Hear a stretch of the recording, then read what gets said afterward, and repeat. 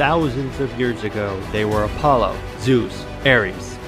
Now they are Superman, Batman, Wonder Woman, and the other heroes and villains of DC and Marvel Comics. Join us every week as we discuss the legendary stories, characters, concepts, and other parts of comics as we examine the modern pantheon of heroes. Let's get heroic. Welcome to Under Two Capes, the podcast for the comic book fan.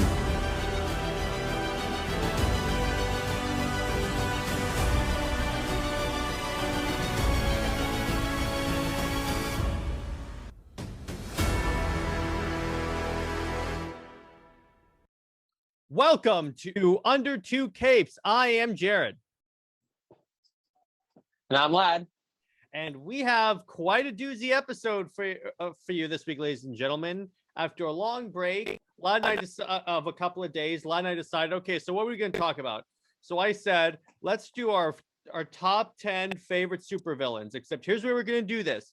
Lad has compiled a list of top 10 from Marvel, and I have compiled a list of 10 from DC. So what we'll do is we'll go through them. We'll go through a couple and then a couple each, and then we'll keep going and see how this goes.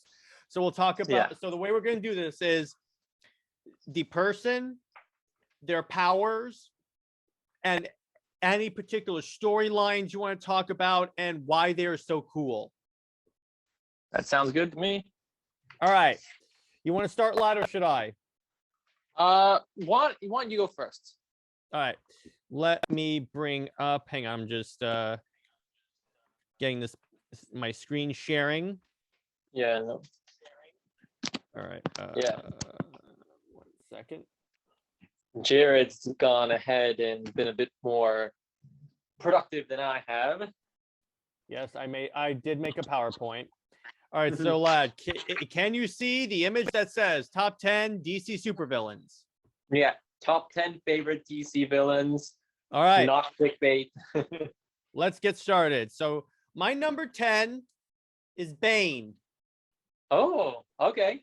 I like Bane because he's one of like the smarter Batman villains, in that like they established in the comics that Bane knows Batman is Bruce Wayne, but he doesn't tell anyone because he wants to make Bruce Wayne suffer.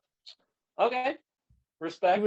He was also the one who broke Batman's back, as in the case of this one with Nightfall, that led to Azrael becoming Batman. Cool. That's actually pretty cool. And they kind of did this in movie form with the Dark Knight Returns movie. That was kind of a mix of Frank Miller's The Dark Knight Returns and the Batman Nightfall book, except no one really took over as Batman. Okay. All right. That's nice. Now, their power set is, okay, so the movie was very inconsistent with the comics, but the way he works in the comics is that there's a special compound called Venom that when he injects it into himself, he gets jacked, like on the image on the right. Yeah. Think of him as like hulking out, only he's smarter than the Hulk. Mm-hmm. Yeah, he gets pretty, he has like these, what is it that it's like the green, usually he has like green tubes all over him and stuff. Usually. And interesting fact, after one time Batman had to fight Bane, and this is in the Batman Venom storyline, where Batman had to inject himself with Venom to fight Bane, but then he became addicted to it. So what he did is he locked himself in the Batcave until he kicked the habit.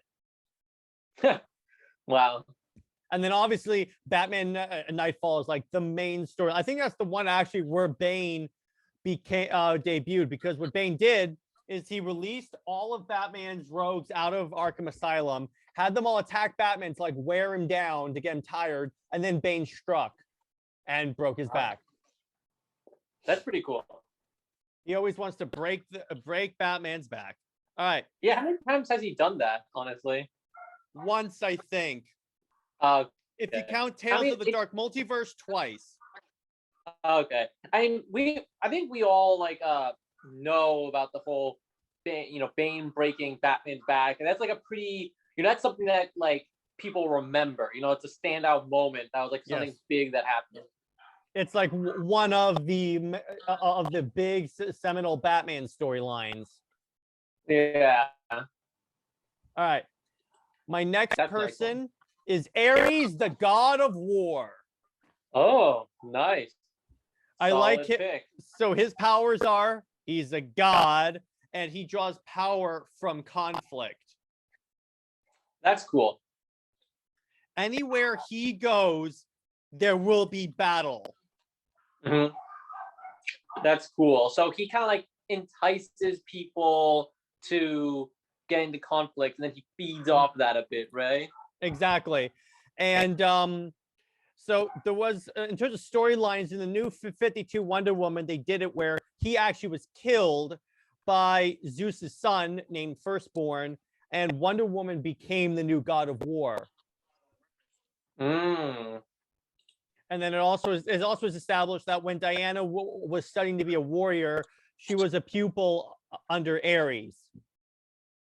That's pretty cool. I So think I mean, can he die because he's a god or god? died, air quotes, but he keeps coming back because he's a god.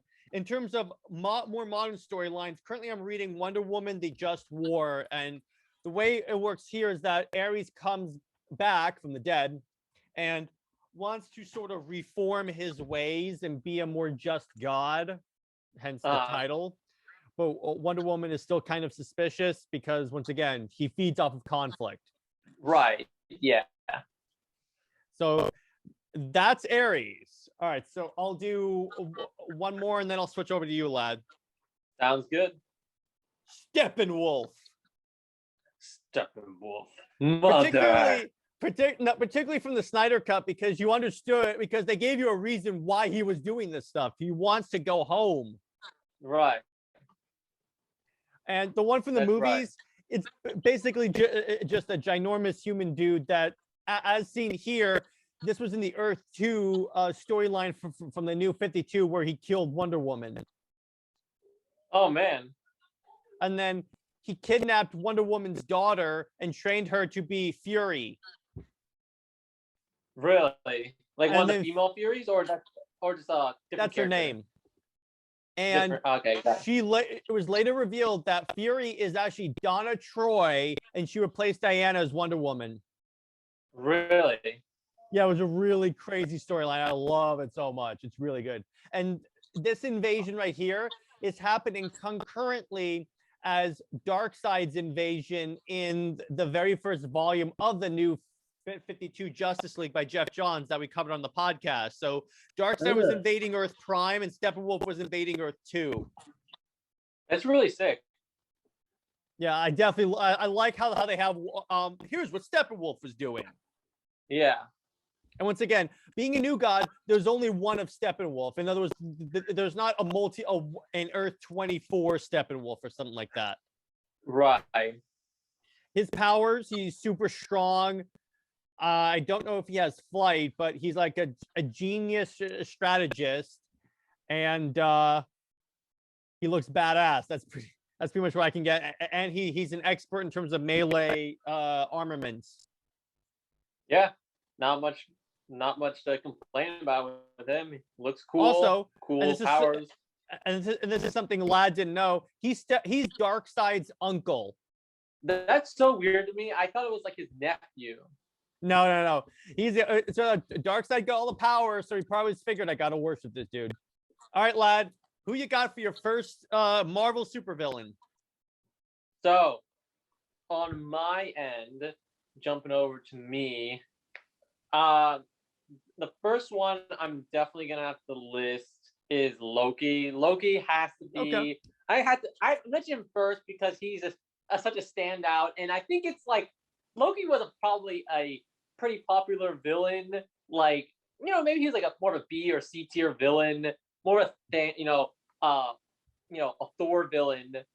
Nothing really galactic level, but with the MCU has really catapulted Loki into being like one of the best villains of Marvel. Like, honestly, like the way Tom Hiddleston has done him is he's so charismatic, has so many like dimensions of like, the jealous brother, like the Kane story, and the him trying to like prove himself to his father. He's also not actually an Asgardian. He's actually one of the Frost Giants in disguise. So he's like, struggling with his identity. And, he has the evil side of him, but then sometimes he tries to fit in, get Thor to trust him, but then he's always has the backstabbing going on. It's, he actually had such a cool story arc, and then he died, and, he's so cool that they had to bring him back again for like the third or fourth time, so Yeah, exactly. Yeah, I definitely agree with you that the MCU really elevated him and made him a character people cared about. exactly just really made him like a villain you really want to root for. Like, you want to see him in like whatever, in a Marvel movie or a Marvel show. You want to see Loki, you want to know what he's doing. He's always has some sort of crazy trick up his sleeve, a plan B or something. Even though like his own powers, we don't really see his own powers too much in MCU. Like, he has some like magic stuff, a little bit of that, and Well, the swords. in Thor 2, he transformed into like Captain America and Asgardian guard. Yeah, He basically is the god of misdirection. yeah, misdirection and mischief and causing trouble. But the thing is, even though like he isn't the heaviest hitter, like he still does a lot of damage. Like, he still orchestrates big events like the invasion of New York. The whole he took over Asgard for a while with a really clever plan. Like and tried to stop Thanos in Infinity War. So he does a lot given his skill sets and powers. Yeah, he is. I definitely agree with you. He's definitely one of the more interesting characters in Marvel, particularly after the MCU and all that. That's right. All right. Who's next? Wait. So powers, and I guess you already listed the storyline. So okay, so we're good. Next. So for my next choice, I'd probably have to go with. I wanted to bring in Red Skull. I think he's a pretty good villain in terms of storylines and such. In the MCU, we didn't see as much of him, but in the comics and Avengers Assemble, we see him a lot more, especially Avengers Assemble. If anyone's seen season 1 of that show, where Red Skull just always, he's like the kind of leading Hydra, and he's always got some sort of crazy plan going on. He's definitely got a god complex where he really wants to like not just take over, but he wants to be like the king of everyone on the earth and just really rule with an iron fist. And just I think he's a cool storyline, good character. He's like the opposite of Cap, where Cap's fighting for freedom, Red Skull is trying for complete control. So it's really interesting to kind of see that come into play. Yeah, in different storylines. Yeah, it's definitely really cool. Yeah, I liked where he became the Iron Skull. Mm-hmm. That was really good. That was good. And technically, when you think about it, he was the first to really bring in Thor to the MCU, because he started mentioning all the Norse gods and the Tesseract and Asgard and all that. Mm-hmm. That's right. I'm sorry. Go ahead. No, I was just saying, yeah, he did. Yeah. And I guess you already mentioned storylines like Captain America and Avengers Assemble. Also, he was kind of behind Secret Empire, because so how when the shards of the cosmic cube became self-aware and became Kabek. Yeah. He raised Kabek as like a daughter and told her to corrupt Steve Rogers. Oh, see, there you go. Yeah. Yeah, before he was actually, I think he was. Yeah, he was killed by the Winter Soldier, I think, after that. Or something. I know he. So in Captain America: The Winter Soldier, the storyline, he kills Barnes kills the Red Skull. I think he comes back and then he's killed again. It's like really crazy. Mm-hmm. Yeah, I think some sort of weird stuff like that happens, eh? Mm-hmm. All right, who's next? Let's see. And in terms of powers, the Red Skull really has no powers besides like maybe actually he is kind of a super soldier, right? Yeah, I mean, usually he has some sort of the super. Yeah, I believe he has the super soldier serum also, but it's kind of bad, like disfigured, and also usually his storyline involves it like wearing out, his body's breaking down and dying, kind of like old Steve Rogers that we saw in Endgame. That's kind of what's happening with him. So he's not usually the strongest character, but he's, you know, he uses his armies of Hydra soldiers and all his plans to kind of you know, fight for him. Cool. Who else? So check that off. Okay, so I gotta bring him up now, but wait, 1, 2, 3, 4, 5, we gotta mention Doc Ock. Doctor Octopus is really really impressive villain. Like, he's not I don't think he's usually a, you know, Avengers level threat, but he's always, you know, Peter Parker's like #1, tied with Green Goblin. But Doc Ock has so many like crazy plans, and it's interesting because he's just like a man. Like, he doesn't have any superpowers or anything. He had the laboratory accident where he's fused to the mechanical arms, but in most of the comics, like, it's not really like influencing him. Like, he's just like a mad scientist. Like, he's trying to prove like he's superior to everyone else, superior to Spider-Man, the regular people, that he can, you know, take over or just, you know, win, you know, get a lot of money or whatever. Like, he's not trying to like rule the world necessarily like Hydra is, but he wants to prove how superior he is. And all his plots, like where he tries to, you know, set up scenarios for Spider-Man, or, you know, just really cause havoc, you know, organize the other villains in the Sinister Six to try to fight against Spider-Man. Like, he's always has some sort of plan to go against them. He's definitely one of the more intelligent villains in the Marvel universe. Yeah, I definitely agree. He's pretty cool. He was the main bad guy, I think, in the Spider-Man PS4 game. I think so. Yeah, because and they explain the arms because he and Peter were working on building like prosthetic arms for people that don't have arms, obviously, and then that led to him building the suit. Yep, there you go. Yeah, that's exactly something, you know, and then it gets like fused to him or whatever. And you know, in the Tobey Maguire movies, it's kind of like influencing his brain, so he's not. They kind of make him he's kind of like good in those stories. The Ultimate Spider-Man TV show was really good with Doc Ock, because they really, you know, I know some people don't like the show as much because Spider-Man's a bit goofy sometimes, but his villains were really well developed, with Green Goblin and Doc Ock's dynamic in that show, where Green Goblin, you know, Norman, is really orchestrating everything, and he uses Doc Ock. And Doc Ock, like, he hates being taken advantage of, and he wants to prove he's better. So they kind of have like their own conflict that's going on between them that continues like to the end of the series. And Doc Ock is like, you know, he's fighting against everything to prove that he's smarter than Spidey. And his storyline, you know, he has, I think, definitely one of his standout storylines is the Superior Spider-Man storyline. We can't mention Doc Ock now without talking about it. Just where he, you know, he had the whole Ends of the Earth storyline that I got recently, and that was the most badass Spider-Man armor of all time. That's right. We had the Ends of the Earth storyline, where I finally found the section that has the page here. So we have the awesome Spider-Man, the Spider Armor Mark III is what it's called. So dope.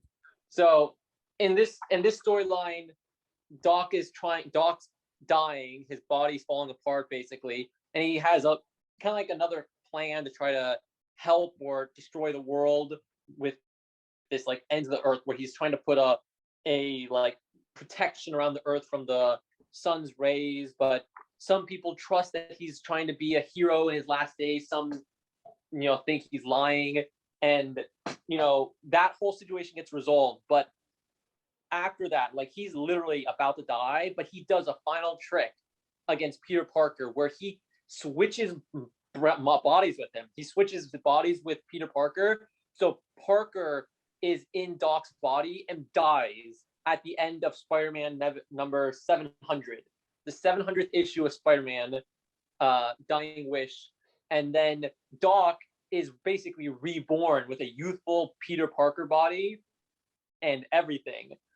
But the thing that happens is that he was just planning on just, maybe destroying stuff or just basically getting a youthful body. But because there's still some of Peter left in his body, in Parker's body, it influences Doc, and he decides that he's gonna, Spider-Man was such a rival for him, a hero and everything, that he's gonna be the superior Spider-Man. Like he's gonna everything that Spider-Man couldn't do, he's gonna do. He's gonna be super hard on crime and stop all the villains with all his, connections and everything he knows. Every dark-handed deed he can do to stop crime. He's gonna fix all of Parker's relationships. He's gonna escalate like Parker's inventions and form Parker Industries. And basically he's gonna do everything. Exactly. He's not just becoming a superior Spider-Man, he wants to be a superior Peter Parker. And that's just cool. Basically in every way just prove that he's better. That works. The storyline's really cool. It's like 30 issues. How did Peter come back if he and Doc switched bodies and then Peter later died? Yeah, so that's the thing. Peter dies. Peter actually dies in Doc's body, but there's actually like kind of like a fragment of Peter's mind still in his body, because comic books. Because comic books, yeah, like there's still like Parker's brain waves or whatever they explain it as. Like there's still part of him left, buried in the Doc's mind, and so they have like a mental battlefield at some point that they're like fighting and trying to take control of the body. That storyline's really cool. But it's really cool because he's trying to fight against everyone, but eventually him trying to be superior to Spider-Man leads to his own downfall, where Spider-Man's enemies like Goblin form a Goblin nation and basically rise up. Like because he was so hard on the crime became more organized and basically took over the city, and everything fell apart. And he realized that like he couldn't stop it like on his own, and he was falling in love with this character I think called Marie or something like that, this older scientist lady, and he realized that the only way to save her and the city is to let Peter take control of his body again. So he actually sacrifices himself and dies or whatever and lets Peter control his body again, and Peter goes in and saves the day. So Doc actually sacrificed himself and becomes a hero at the end of the storyline. That's dope. Mm-hmm. Aren't Doc Ock's robots the way that they were able to reverse Spider Island? Yeah, they use the Ockbots or whatever, or I forgot what they're called. Yeah, the little drones. Yes, Doc has a lot of like little weird robots and such like that. That's cool.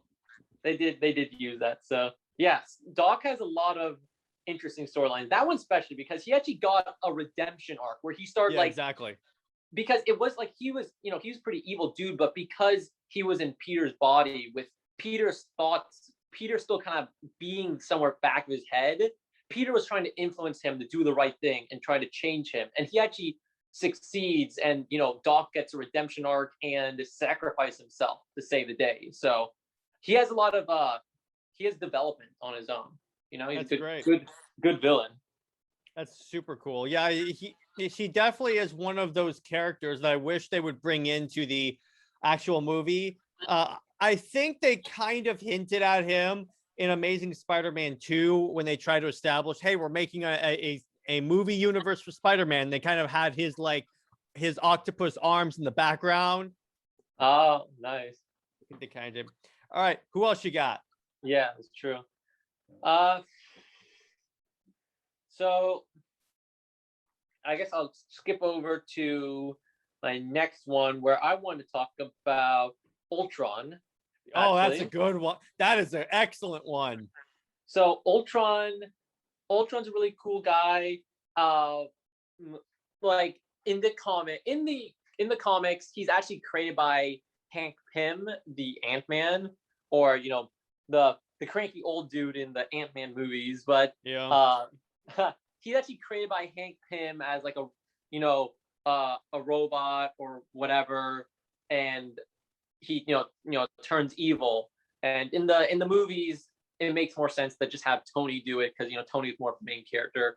But Ultron's a really cool villain that we didn't get to see explored too much in the movie itself. But Ultron is like, he's like a machine and he's trying to figure out what's right. And he's like, his idea of like a perfect world is just to wipe out all of humanity and just like basically Terminator, just take over the world. Mm-hmm. And Ultron has a lot of cool storylines, especially in the Avengers Assemble, but also just in the comics where just like his whole idea of like trying to like wipe out humanity and just have like a robot, people. And some storylines, Ultron is like trying to convert people to robots. Like he's going to like implant cybernetics to take away their free will. And then it's kind of like a virus, like a robotic virus that just takes control of people. And he can just like basically turn everyone into robots. He has other storylines where he basically replaces people with robotic doppelgangers, Mm-hmm. like kind of like the Skrulls a bit, where like he switches out people and you don't even know it's a robot. So he has an interesting development with that, and he's like a machine, he's a robot villain. So I think that's cool, like kind of like Star Wars with all their robots. Mm-hmm. Yeah, I love Ultron. He's one of my favorites in terms of Marvel. Did you see? So they had this thing in Marvel where they combined him and Hank Pym into one guy, and that's where you get the image of half Hank Pym and half Ultron. Oh, that's so cool. It's really weird. He's one of the guys who gives to Captain to Iron Man the shard of the cube, and because remember in Secret Empire their plan is that they assemble a full cube, they can like undo everything. Yeah. So he's one of the ones that they have to go to, and he gives it to they call him, I think it's called like Hank Ultron or Ultron Pym or something like that. And he gives the shard to Tony because Tony actually calls him Hank instead of just Ultron like Steve does. Right. And actually treat him like a human being. He's definitely like, and was the storyline where he's turning people into robots, wasn't that the Age of Ultron comic series? I think it may have been that one. I'm not 100% sure. I'm not too familiar with his comics. But if any of you guys know, just drop in the comments on the YouTube channel at Comics League Network. Yeah, there you go. We'll be sure to check it out. Yeah, I feel like, I'm not sure if this has happened in comics, but I feel like Ultron could get some sort of, not necessarily a redemption arc, but something where like he's used as a force of good, at least for a little while. Like they actually like, Tony changes his programming, or like, he's used for like, actually like with morals built into him. And for a little while, he's actually like maybe an Avenger or something, right? Or like that'd be cool. Like a C-3PO companion that's helpful. Who would be his R2? Rocket. Yeah, I know. I don't know.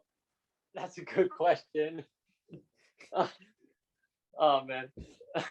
Yeah, who would be his sidekick? Vision. Vision would be his sidekick. Except one of Vision's children, Viv. Yeah. Oh man. Can you imagine them having R2 and C-3PO banter? Yeah. That would be the greatest thing of all time if Marvel had some guts to do that. I mean, even in the MCU, they could bring back Ultron. I mean, like, he's a robot, right? So, like, imagine if they actually brought him back for something. Maybe, but they did say in Avengers 2 that one drone that Vision blew up was the last of Ultron's programming, but I'm sure they could explain it. There were actually people that were theorizing that Colonel guy in WandaVision was going to turn out to be Ultron. Really? And I was like, how? Yeah. And they did pretty clearly show that like the last Ultron drone was destroyed, And so Vision even said, "You're the last one." Yeah. So I'm sure they'll try and find some way to explain it. It's a comic book movie. No one's ever dead. yeah, it would have been cool. Like the where I would have wanted to see it is maybe like in like an end game type scenario, or just like in a big finale, like an Avengers final or battle where they don't have enough firepower, and then someone is like, I've actually been rebuilding Ultron secretly, like Bruce Banner says that, and they actually like unleash like Ultron, destroy some like giant monster that's like unstoppable. That'd be kind of cool. That'd be kind of cool. But Ultron's assemble. yeah, exactly. So yeah, so let's jump back to DC. What right. where are you thinking of? Brainiac Brainiac of all the right. planet Kolu. That's a good one, dude. Love this guy because like this way, he's the reason why you have the Bottle City of Kandor, and in the Krypton show, they established he's the reason why Krypton blew up. Really?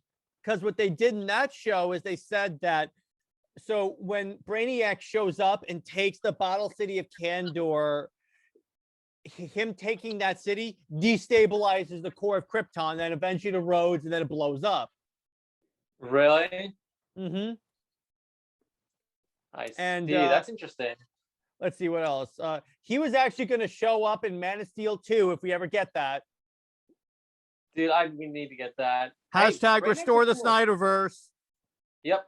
Brainiac's a really cool pick. I definitely like him.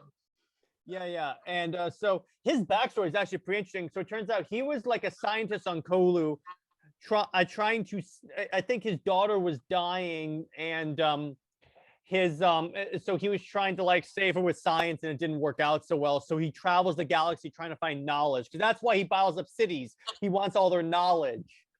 I see. He's not. Is he like necessarily evil, or is he just because he's like a cyborg thingy, or cyborgy like guy? Yeah. Right. Is he originally Kryptonian, or that just some origin? He's not Kryptonian. He is not Kryptonian. He comes from another planet. He's from the planet Kolu. Kolu, that's what you said. Okay. So, yeah, I wonder like how much of him is even like his original form. Like he keeps upgrading himself with different, robotic, parts and information, and there's like no morality left in him. Like what's man, what's machine. Yeah.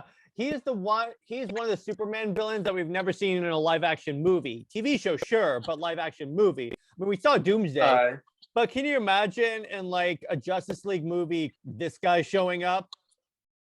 That'd be really cool. I mean, hey, if anyone's a Justice League level threat, it's this dude. Yeah, I mean, he could be a Justice League villain, and he would also work for a great, honestly, Superman 2 movie. I know, Man of Steel 2, baby. We want Man of Steel 2. Yeah, I mean, we want it, so his powers are he controls a giant skull ship that can shrink and raise planets. He can actually, so he's kind of robotic. So what he can do is he can send a fragment of his consciousness to different planets. And then what he does, he kind of pulls a Galactus. I would say he's more of DC's version of Galactus, because what he does is he sends out these probes, and the probes inhabit the body of like a person on Earth, or like the planet, and that person is responsible for undermining the planetary defenses and preparing the way for his arrival. He showed up in the New 52 in the Superman Doomed storyline, and Lois Lane was his avatar. Really dope. That's cool. Yeah, we're definitely going to cover that storyline when I finish reading. That's one of those really thick storylines, so it's going to take me a while. Mm-hmm. But yeah, he is one of, and I think he was the villain that invaded in like the first New 52 Superman storyline. I think it's because of him that it's in that storyline where Superman got the Kryptonian armor that forms around him, like the Mark 85 Iron Man suit. Yeah. That's right. Cool. And then his storyline's just like, I think he was in I'm not sure if he was in Superman Origin, but he was Superman Doomed. Let's see what other storylines has Brainiac been a part of, and you guys will probably know this more. If we miss any storylines that you think are important, drop them in the comments. He was in Dark Knight Return. He was in Dark Knight Strikes again by Frank Miller. He was involved with Lex Luthor to like create a dystopian Earth. Yeah. And let's see. That's all I can think of for Brainiac. So the next one, Lad, I think you're gonna like this one. Eobard Dawn, the Reverse Flash. Yes. Easily. Reverse Flash. All right, let's go. Love this guy because I love how first off he was like a big fan of Flash in the future, but he comes but for some reason he becomes disenchanted, goes back in time, and he's the one that kills Barry Allen's parents. I was like, oh, this is so dope. And he kills Barry Allen's mom, frames his father, and the Flash show, they actually built him up pretty decently in season one of the show. Yes. Was it season one that it was revealed that Wells was Reverse Flash? Yeah, season one was that where they literally built him up, and he was like the mentor of Flash, and then he's actually, you start to see hints of, hey, there's something up with this guy, and how he, like, when they showed him getting out of the wheelchair and standing up, and you're like, what's going on? And like you see like the suit coming out of his ring, dude. This single, you have to agree, this when he does has this, been one of the best villains in the CW verse. Oh like, yeah. Just, oh, and he's one of the best portrayed comic book to TV show that the CW has ever done. Yes. Him and Captain Cold are the only two that they really nailed. Yes, dude, you're so right. Tom Cavanaugh does a great job. He did a great job with Eobard. He was also really good in Crisis on Earth X, because remember, he was the Flash in the Nazi regime. Yeah. And it was that guy. He just went back. And wasn't he? Didn't they try and form a Legion of Doom in the Legends of Tomorrow series, and he was on the Legion? Yep. Yeah. He actually created the Legion of Doom on the villain side. The other actor version of him. That's like from the past other one or whatever. Yeah, the actual version. The Eobard, because he's like all time travel-y, and his timeline gets erased, but he's still around. Like, he is so like convoluted. It's like becomes part of his character, where it's just like he is breaking like every law of time just to stay alive. Like, this guy is so weird and mysterious. Like, how is he alive? Like, his ancestor died, all these crazy plots and schemes, and he comes back, and no matter what they do, he always keeps coming back, so he's because there's one version of him throughout the time stream always. Yeah. They kind of also have that convolutedness in Injustice, because apparently what had happened was Wonder Woman killed one of his ancestors, so he's stuck in time. He can't ever go back to his timeline. Interesting. Yeah. But he's one of those guys that you can't make a list of best DC supervillains and not put him on. You're right. Yeah. He is. I think he's definitely my favorite Flash villain. Yeah, he's definitely. And the thing is, I didn't really know about him too much before the Arrowverse universe. It's the Flash show. He was so iconic in season one. And then, like, in season two, they actually came back and kind of showed, like, his past a little bit, like a previous version of him. And he's just so popular as a villain.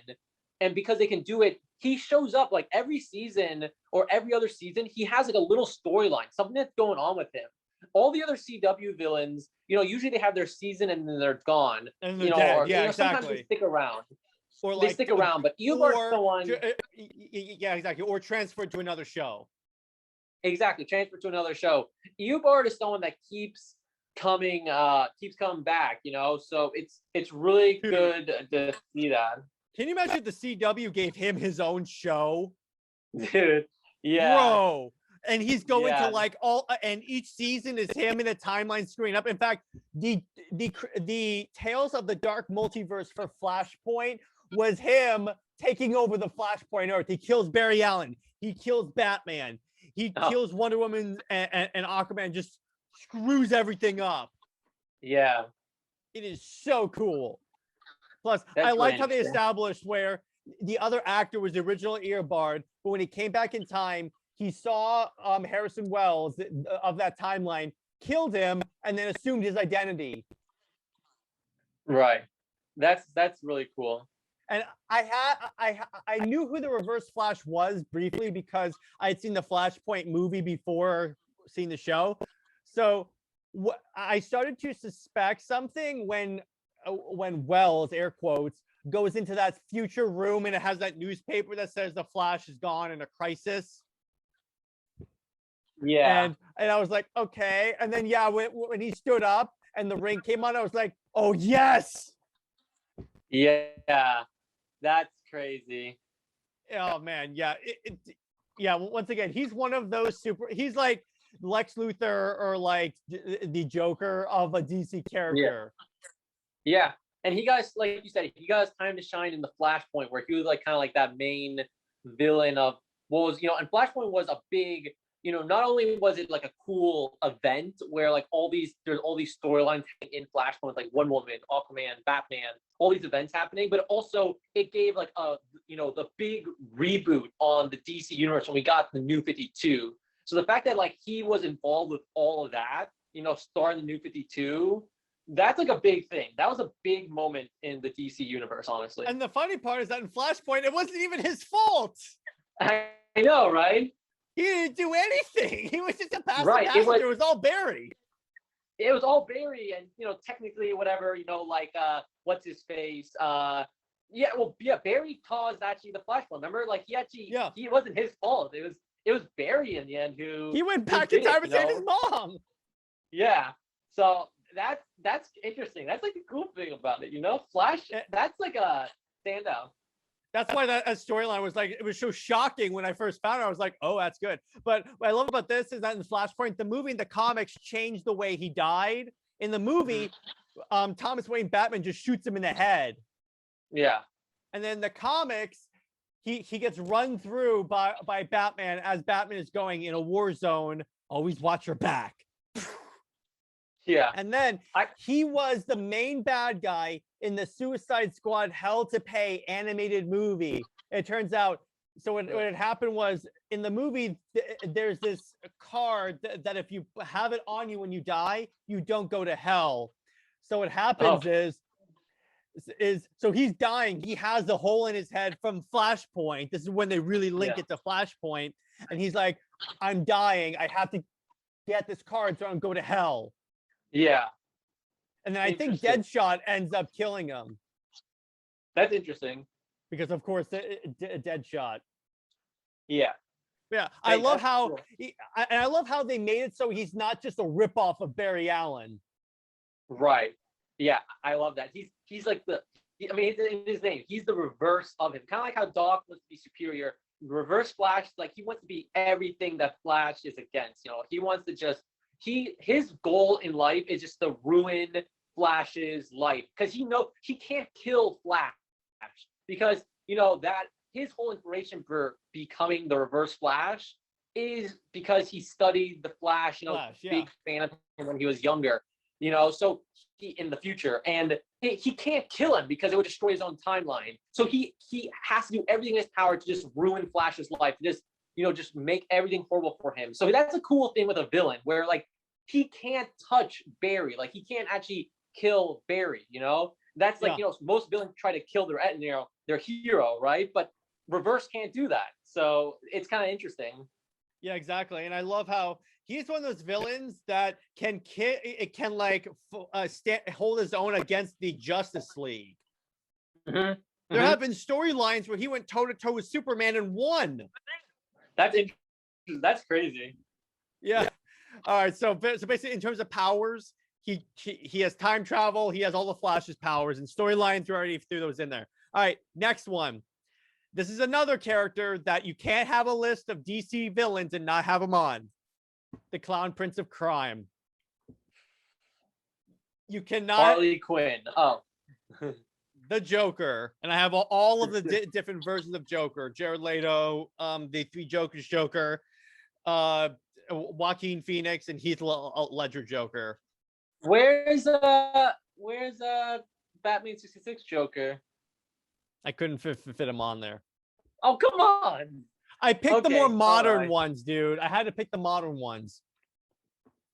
So Yeah, anyway, dude, this is sick. That's a nice I photo. know, I know. Scary. PowerPoint has these cool things that when you start putting pictures in, it'll give you like design recommendations and it'll arrange them for you. That's nice. All right. So anyway, the reason why the Joker is so cool is that first off, for the longest time, we really did not know his origin. It wasn't until the Right. Killing Joke, which was later made canon, that we figured out that that's who the Joker is. His name is Jack Napier, and he was a comedian, a failing comedian, who took a job with the mob to support his family. Then that's when he donned the Red Hood persona, was fighting Batman, and then Batman knocked him into a vat of chemicals, and then he emerged as the Joker. Yeah. That's interesting. And you're right. We really didn't. I always wondered, like, how come he doesn't have like another identity? Like he doesn't have a other persona. Like I kind of just knew something like he fell in a vat of chemicals, but other than that, there was like no other identity to him. And you're right. That is kind of make him kind of interesting. Yeah. And he's one of those guys. He knows who Bruce Wayne. He knows the identity of like all the Bat family members. Yeah. And he won't say because, and he says this in Three Jokers. I know your identity. I won't say it because then you'll stop being Batman. Yeah. And he wants that dance to keep going. Right. He wants to torture Batman, just really make him ruin Batman's life. He's also the one character where I'm like, Batman, just off the guy already. Come on, guys. Or can some judge give him the freaking death penalty already?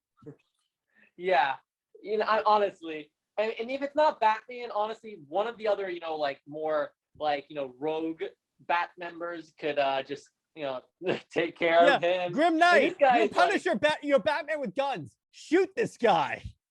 Yeah, someone needs he needs to be arrested or something. Well, he's been arrested. You're right. He just keeps breaking out.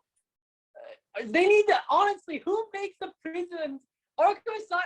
Okay. First of all, Arkham Asylum does not actually improve the mental state of these villains. It does not. It clearly does not. They need better psychologists to understand what's going on with these people, why there's so many crazy people in Gotham.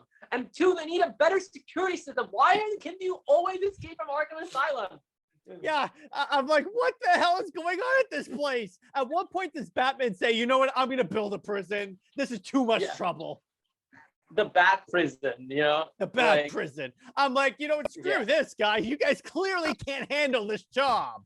Yeah, I mean, dude, this is insane. Ridiculous. You just named my biggest gripe. You just named my largest gripe with Batman books. Why does no one figure out that Arkham Asylum is not the best place for these people? Right. Superman throws people in an alternate dimension called the Phantom Zone that only he has the way out. That's cool. Yeah. That just throw them in there. You're right. Yeah. Jeez. Now, okay, I got a question for you. Do you think there could be any storyline where Joker gets some sort of a redemption arc or something where he has to kind of work with Batman, or he has to Batman? He worked with Batman in Dark Knight's Metal because Batman and the Joker teamed up against the Batman Who Laughs. Oh, okay. And they beat the crap out of this guy. They both, it's like the two of us put together. And then Batman legit goes, Joker, we will never speak of this moment. And then there was this Elseworld storyline by Sean Gordon Murphy called White Knight, where the Joker all of a sudden went sane, and he starts to try to make amends for his crimes. And Batman's obviously not very much not having it. And then Batman becomes a criminal. Oh wow! And then throughout the book, you see the Joker's personality is starting to come back to the surface. So it's really, really dope. That's scary.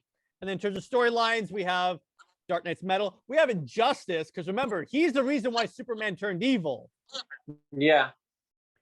Yeah, and for those of you that don't know, so basically what he did is he kidnapped Lois Lane. First, he killed Jimmy Olsen. He kidnapped Lois Lane, performed heart surgery on her, and tied a nuclear bomb to her heart, pretty much, and then laced her Man, with this is pretty dark. I forgot how dark it was. laced her the environment around her with the fear toxin, so Superman would see Doomsday.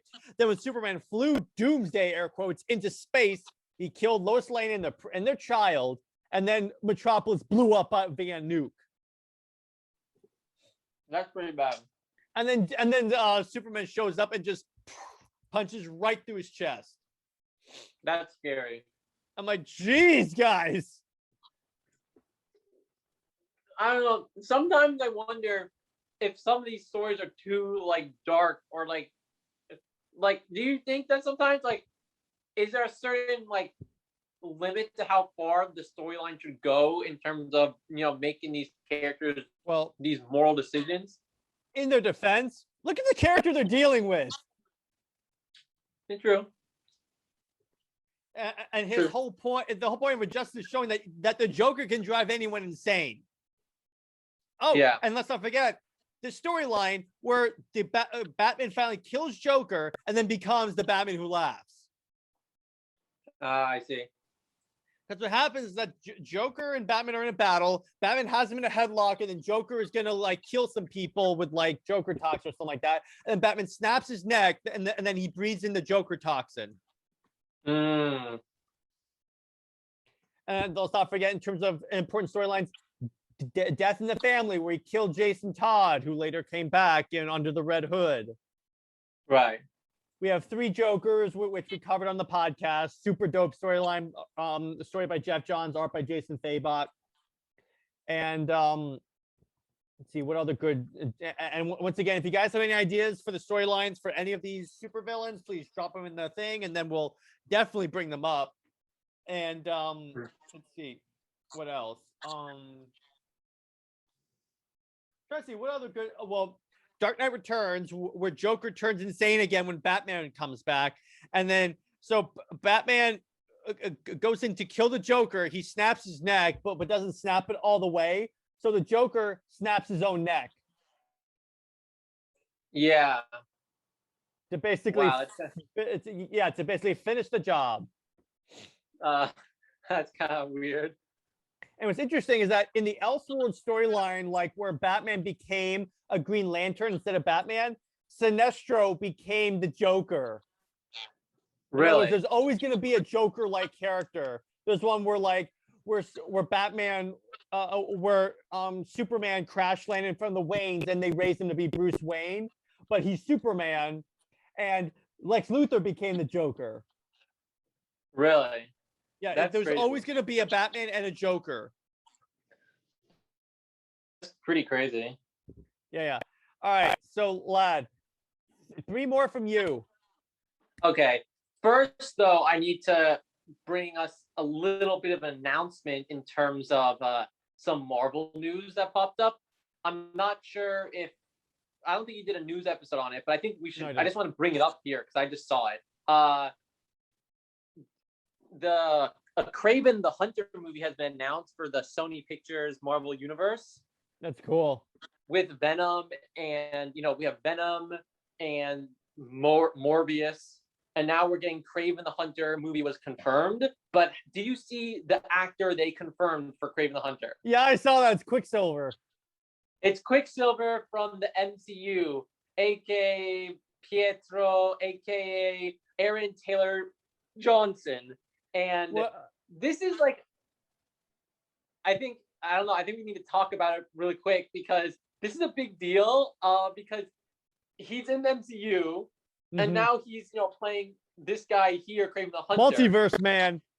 So, we know I think they announced that Sony Pictures announced that Spider-Man Far From Home will be the start of their Spider-Man movie world. Yeah, I think yeah, it's a bit weird. Like, they said so right now that Venom 2 and Morbius are like in their own world right now. But we see like teases of Spider-Man. We see kind of like maybe characters like maybe could be in the same world. Like it's not clear, but this kind of makes it be like it gives evidence that they won't be like in the same universe. Like I mean, they could just do multiverse and fix everything, but in terms of just being in the same continuity, having like Pietro or Aaron Taylor here playing Quicksilver and Kraven the Hunter makes it really difficult to make it work out. Yeah, that is really trippy. Yeah. I'm like, oh geez. Yeah. That's it's a bit weird for sure. Yeah. I don't know. I mean, it could. I mean, especially if they start making actually cross over the MCU, then it's gonna be weird because he's very noticeably the same actor, right?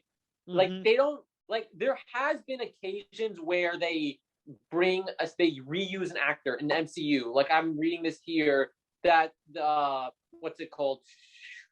That Gemma Chan played a character Minerva in Captain Marvel. She was a Korean Captain Marvel, and then she's gonna be in Eternal. Yeah, she's gonna be Eternal, and she's gonna be Eternals, but I think it's more like a minor character in the Eternals. But also, she's like one, she has blue paint on her face, the other one she doesn't, so it's a bit more excusable. And then what's it called? Also, another actor, Michelle Yeoh. She was in Guardians of the Galaxy 2 at like the end scene with like all the other crime bosses, for like a split second. Oh yeah. And now she's gonna be in the Shang-Chi movie, so that's okay. Those little things like that, I think work out. But when you have like a like an actor like a big time character like Quicksilver, then reprising the role as Kraven the Hunter, that's going to cause some confusion, I think. Even if they don't say it's part of the same universe, it's just kind of weird. Yeah, it's going to be really weird, but I'm glad to make it a Kraven movie because he's a character that I'm not really that familiar about. The only time I ever saw him was in the Spider-Man 3 game for the Xbox 360. Yeah. That's about my only exposure to Kraven, and it was very brief. But yeah, in terms of I mean it's going to provide some variety in terms of movies. If you want to see non-MCU movies, just go see what Sony's doing. That's right. So what do you think as the resident Spider-Man expert? I mean, it's interesting that they're developing all these characters on their on their own, where they're kind of using them as anti-heroes, I guess, kind of doing their own storyline with them. Hey, you can just add it in there with, Cruella de Vil can now, with all the popularity of making villain movies where you kind of paint them as like anti-heroes, like Joker and Maleficent and all these other things where like we're basically take the villain and portray them in like they why they turned evil, their motivations and stuff like that, or it's not all black and white. But I mean it's cool. Kraven the Hunter is an interesting villain, so I wonder what it'll be about. I mean, especially if he's the main character and there's no Spider-Man in it, probably. Yeah, it'll be really cool. It could be that they're building toward a Sinister Six movie. That would be cool. I mean, they definitely want to do a Sinister Six. So you're right. I mean, having Kraven the Hunter there and Morbius, Venom, Kraven. Yeah, I mean, they can make their own lineup because I don't think we've ever had a supervillain team up movie before. That's true. Like that'd be interesting to have a supervillain team up movie. Just them, not a superhero movie. Not in any way associated with. It's not in a superhero movie. It's just an independent movie. Yeah. I think that'd be a really unique way to like have some variety in the comic book movie world.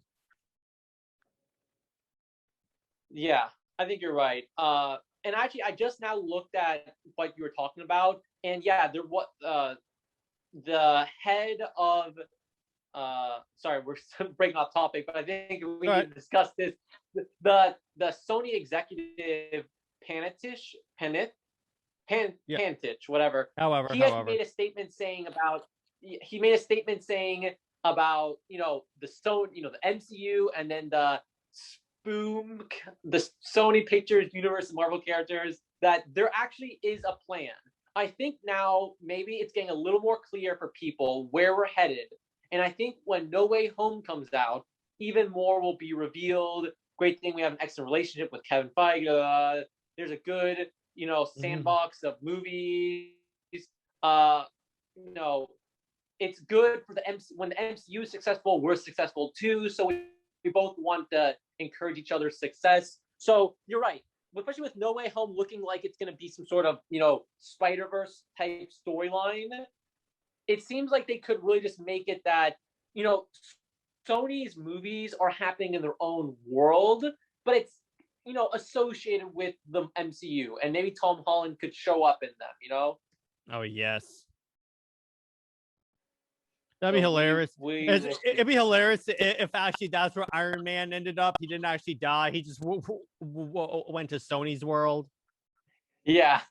Oh man. Oh boy, that's funny. That's funny. Yeah, yeah. All right. So who you got? So bring up the next person on my list. Impress me. Impress you. So I want to talk about the Destroyer of Worlds himself. Galactus? From the Marvel Unicron. Yes, Galactus. All right. So Galactus is a really interesting character. He he's just a cosmic level threat, and he's interesting because we know that form of him where he looks like kind of like a derpy 80s outfit where he looks kind of funky looking with the head and everything. That's his typical depiction. But it's actually described in the comics that every culture sees him a different way. Like he's only based on what the people who see, based on the humans, like we have our ideas of what people look like. So that's why he looks humanoid. But every culture sees him in a different way, like all the other space cultures. So he looks completely different based on your perspective. So is that really why? So apparently, in the Fantastic Four Earth, everyone on Earth sees him as a giant, stupid cloud. So it's actually funny because it actually does kind of explain why it looks so stupid in the Fantastic Four movie. Yeah, you're right. There are a lot of reasons why that's dumb. Yeah, it's funny, but yeah, I don't think they meant to do that there. I think it was more just like, lazy on that part. Yeah, lazy. We didn't want to render a giant dude in space. Yeah, I think that's pretty funny. Fun fact, it was in the first appearance of Galactus where the Silver Surfer showed up. Oh, yes. Yes, that's true. That's a really good point. Silver Surfer is someone that has to be mentioned when we're talking about Galactus. Yeah. He's like it just where he's his herald, he brings the, he says that Galactus is coming, he lets everyone know Galactus is coming. And, he has this, it's interesting because Galactus seems very slow, but when he gets to where he's going, he destroys everything, consumes it. But, Silver Surfer has a lot of power. He has the cosmic level powers imbued in him, he looks so cool, and he's pretty unstoppable himself, like Fantastic Four 2. He was pretty dangerous villain. Because it's a cloud. You can't fight a cloud. Well, Silver Surfer was a dangerous villain. Yeah. no matter how dumb it is that he manifests himself as a cloud. Yeah. But Yeah, anyway, it's a so tell me bit more weird. about the Destroyer of Worlds. So sometimes he has like a big fortress he travels in, or like a big like control chair that he uses to destroy worlds. I mean, sometimes when he destroys worlds, he just like cuts in half with a sword or something like that. But sometimes they show him actually feed off of the energy of the world. Like he'll actually bring like a machine, and it basically like sucks like I don't know the energy of the world, and then he just like absorbs it with it's like so it's just how it ends up sometimes. But yep. He gets all charged up when he does that. So All right, can so you hear me? Well, yeah, I can hear you. So here's the story about the Silver Surfer. So this was in his first appearance, and they were doing the Fantastic Four issue, The Coming of Galactus, and so Stanley wrote was writing the comic, and then Jack Kirby was doing the art. So Kirby draws up, sends Stan Lee the art, and it has this one doing a surfboard, and then and Stan calls him up and goes, Jack, what's with the doing the surfboard? So Jack Kirby goes, well, I figured someone as powerful as Galactus would need a herald, and I put him on a surfboard because surfing's popular nowadays. yeah, That's exactly. the reason why. That's and then we funny. got the Silver Surfer. Yeah. So there's that. But yeah, Galactus is one of those guys that if he shows up, it's not good. World's ending. Yeah. That's very interesting. And like you're right, it's really even the Avengers have a hard time stopping him. And most worlds' plans, like it's funny in the comics and in the Avengers Assemble show, they talk about Galactus, where most worlds are aware of him, and they like advanced civilizations, they have a plan, like they have an evacuation plan where if Galactus is coming their way, everyone evacuates the planet and they just go live somewhere else because there's just no stopping this guy. And the Avengers, the Earth does, Earth isn't really aware of space cultures, right? But the Avengers is like their protection, so usually they can stop him. But other worlds, like their plan is just like, we get out of there. The entire planet's evacuated because there's just no stopping him. Isn't it kind of interesting how with Marvel, for a universe that prides itself on having really grounded in reality characters, has a lot of supervillains that could end the world? It's true, right? Isn't that interesting? Yeah.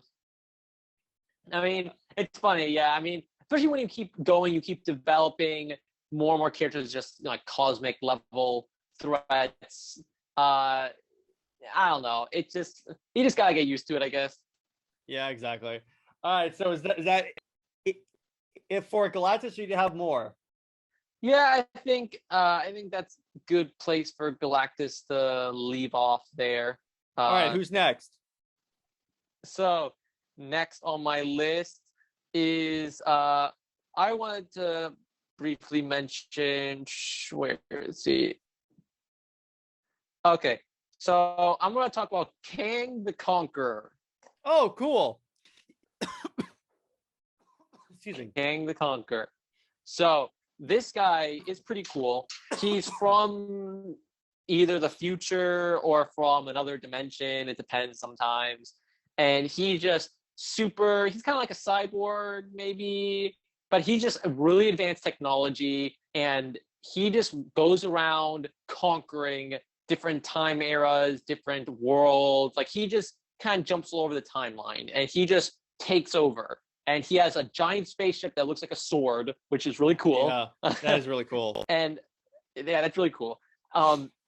He's just really interesting villain because you have to fight. How do you fight against this guy who basically he's in the future, he's in the past. You never know what's going on with Kang. he's had some really good roles, like in the Lego Marvel Superheroes 2. He was the main villain. In Avengers Assemble, he had some cool storylines where he was around in the future and in the past. That was really interesting. And the upcoming Ant-Man and the Wasp Quantum Mania, he will be the main villain. That'll be interesting. So it's gonna, that's gonna be interesting because Quantum Mania. So they're already saying there's gonna be some sort of crazy like time travel stuff or like dimension hopping in the Ant-Man movie, and we know that Kang is gonna be the villain of the movie. So it's gonna be that's gonna be an interesting movie. I wonder how it's gonna be done because Kang is a pretty serious villain, and he's kind of robotic, a bit like Brainiac. And then Ant-Man's so funny. I wonder how they're gonna do it because Kang is feels more like an Avengers level threat, but I guess they'll find a way to make it work. Mm-hmm. They'll figure out. Yeah, I definitely. That's a good pull. I wasn't expecting that one. Yeah. I mean, yeah. So we'll see. I think he'll be a fun character. Yeah, we'll see. I mean, I think Kang will be good. He's definitely not the most recognizable character, but maybe after Ant-Man and the Wasp, everyone's gonna be talking about Kang the Conqueror. Yeah, we'll see. We'll see. Hopefully they don't kill him after one movie. I know, because he could stick around and be an Avengers villain afterwards, Yeah, because that's one of my main complaints with the MCU. They establish these badass villains like Ultron and then kill him off in one movie. Yeah, you're right. At least with Thanos, they at least gave him a couple of movies. Yeah, that's true, actually. But I'm like, come on, guys. Yeah, dude, don't do it. Now you could say, what about in Zack Snyder's Justice League? Steppenwolf was killed, but Steppenwolf was not the main villain. Darkseid was, and he's standing right there. Yeah. But anyway, yeah, I'm hoping they do it. So you have anything else on Kang? Not too much. I think that's pretty much it on Kang, for the time being, at least.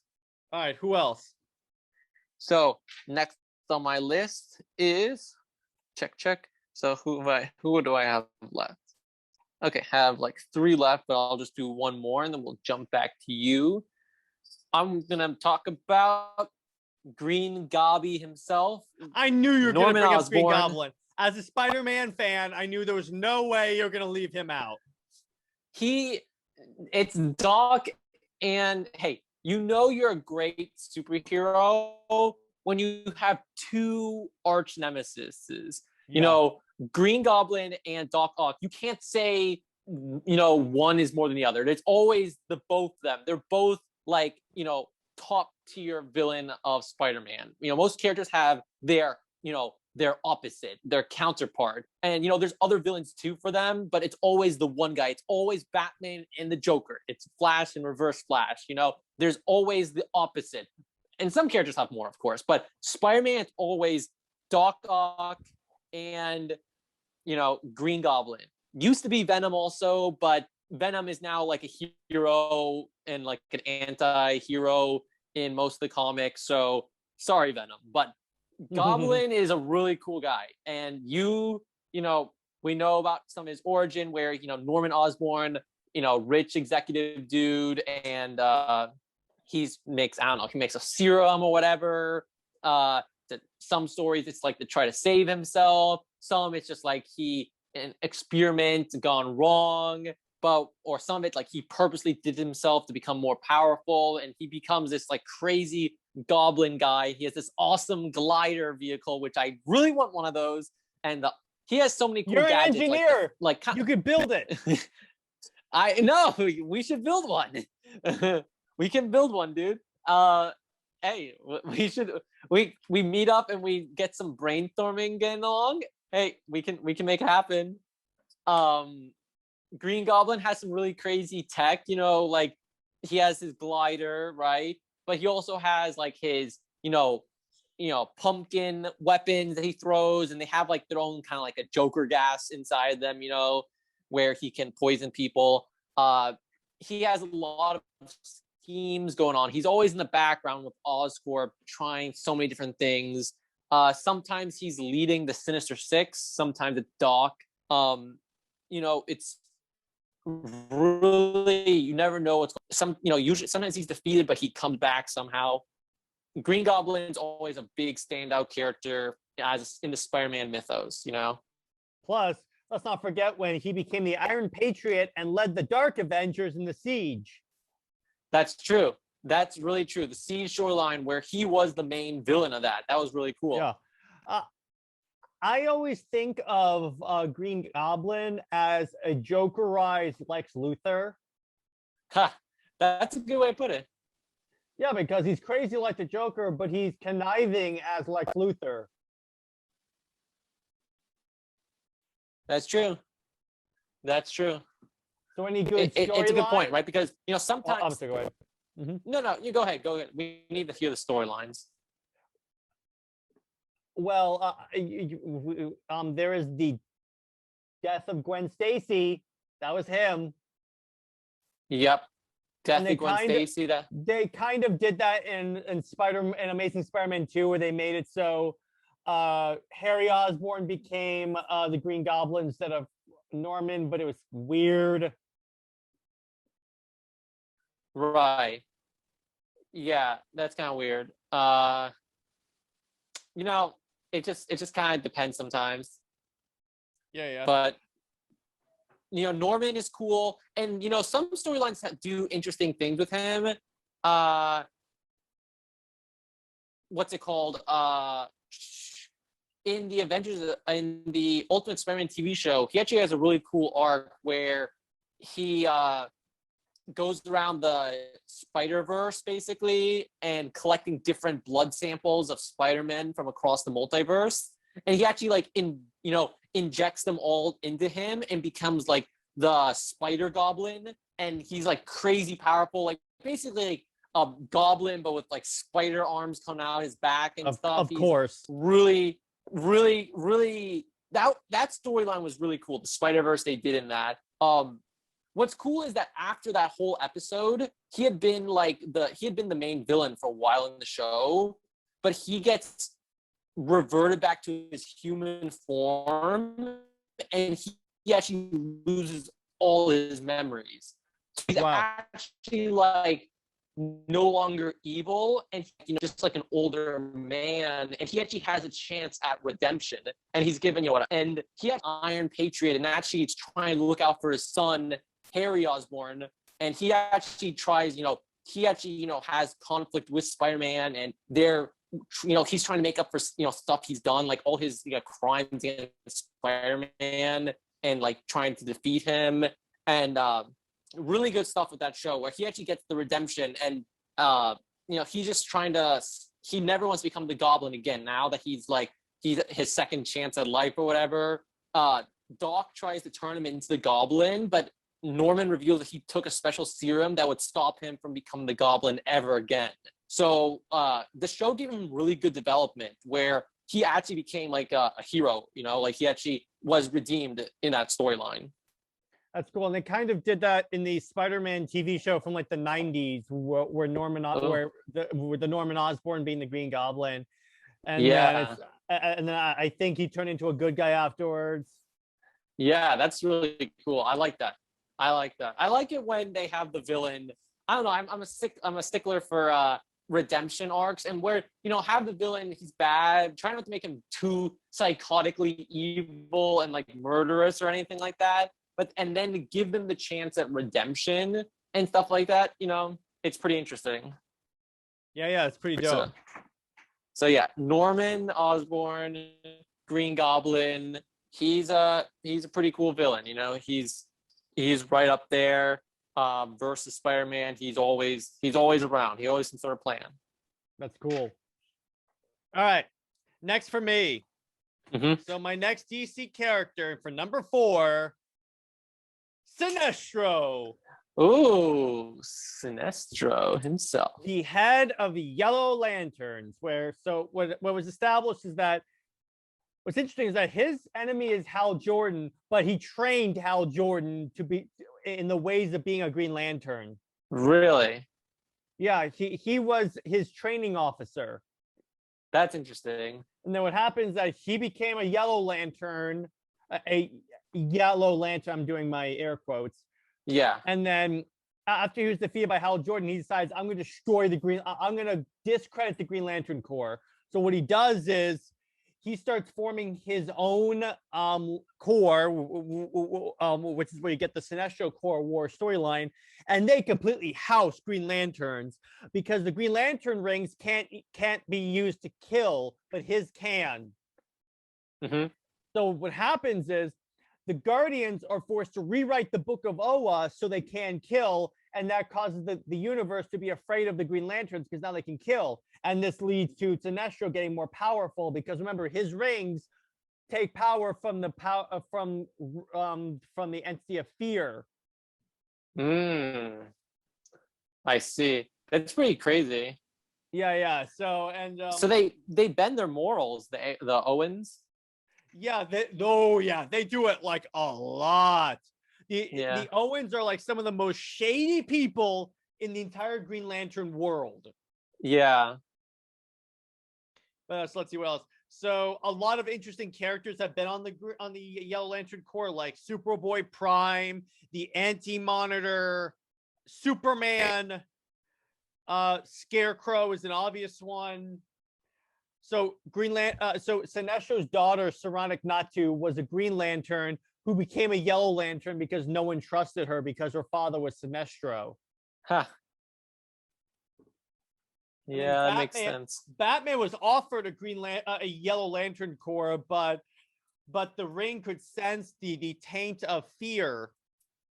Really? of willpower, so it went away because Batman had briefly used a Green Lantern ring because he's Batman. That's pretty cool. So obviously his powers is he has a ring that can bring out hard light constructs, flight, ability to survive in space. His base is actually in the antimatter universe where the Anti-Monitor's from, because the weaponers of Quard are the ones who made the ring. He wanted a ring that was powered by fear. That's crazy. And there's kind of an interesting role reversal here because when he was a Lantern, he was the greatest of the Green Lanterns. And then Hal Jordan shows up and shores him up as the greatest of the Green Lanterns. Yeah. That's pretty crazy. Yeah, it was super cool. He's one of those really, really cool. And I believe he actually had a couple of redemption arcs where he went back to being a Green Lantern and became a good guy. Right. So he's one of those guys you would like, lad, where he has some good moments. Mm-hmm. I like that. He's the guy who killed Jon Stewart in the Injustice world. No, not Jon Stewart. They pull him apart, and Guy Gardner. Actually, I don't really care about Guy Gardner.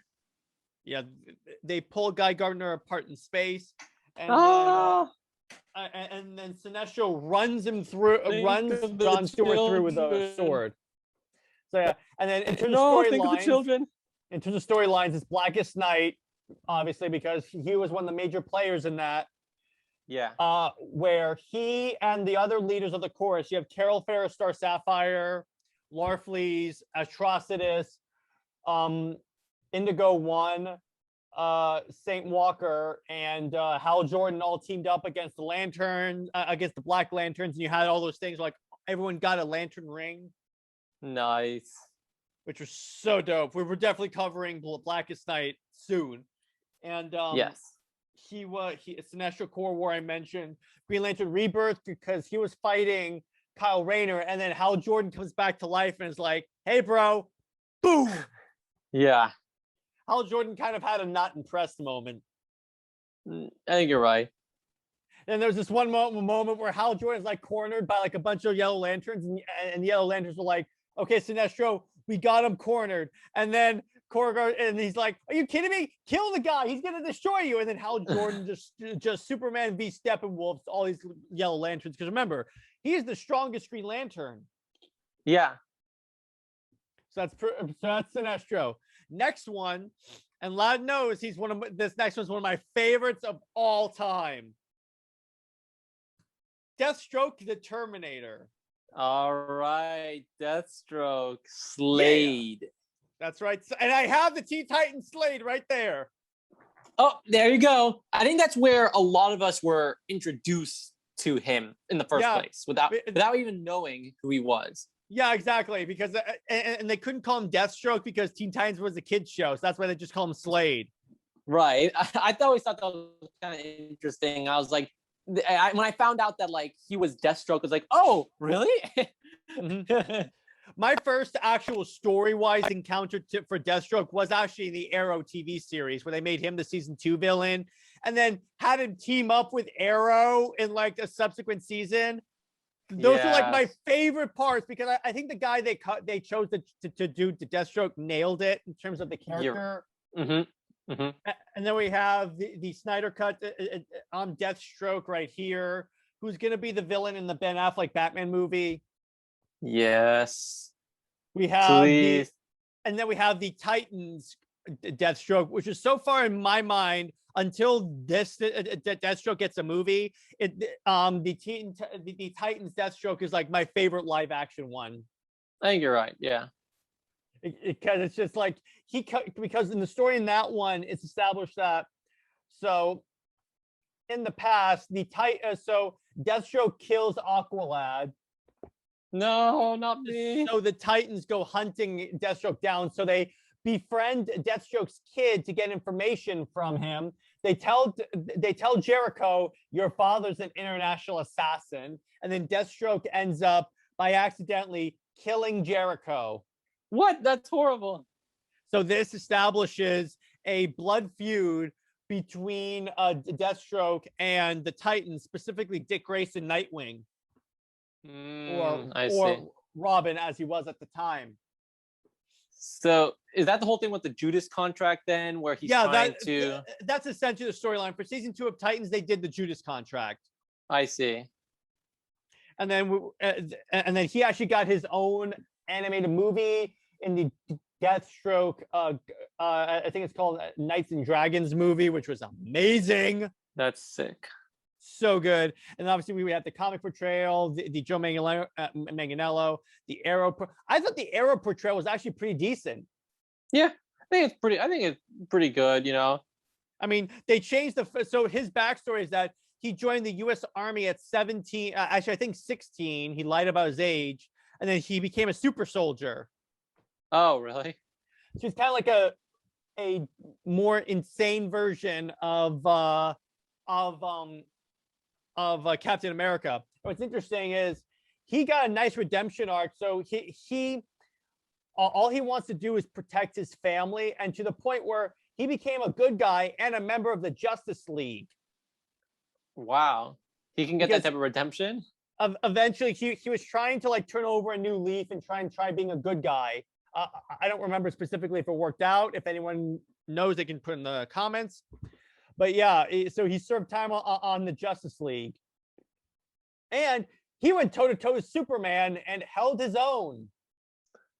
Wow. So how did you go against Superman? Well, because he has really thick armor. He had an enchanted sword, I think, and he's a super soldier. Okay. Yeah, I can see that then. So it's like he has a healing factor. He has a healing factor. He has like enhanced senses. They kind of it's been sort of changing continuity multiple times how he lost his eye. In the Rebirth continuity, which I'm going off of, his wife found out he was an international assassin and shot him in the back of the head, but it actually just took out his eye. That's not how, Jared, that's not how it goes through your brain if that happens. Well, it could have rid along the skull and just came out of his eye, because that's happened in war. Okay, maybe. That is like somehow that crazy, it's comic book. crazy. It's comic book. Crazy shot. No. Listen, actually, you know what? I'm done with comic books. I need realism in my comic book. I want hard science. I need to do the math. I'm breaking off from this. I'm making my own YouTube channel where we're going down and investigating the science in comic books and we're gonna hold them accountable to the sins against physics that they're doing. You sound like you're running for break the laws of Congress. physics, you deal with me. Tune in on Lads Laws of the Universe. He will be Science Man. Yeah.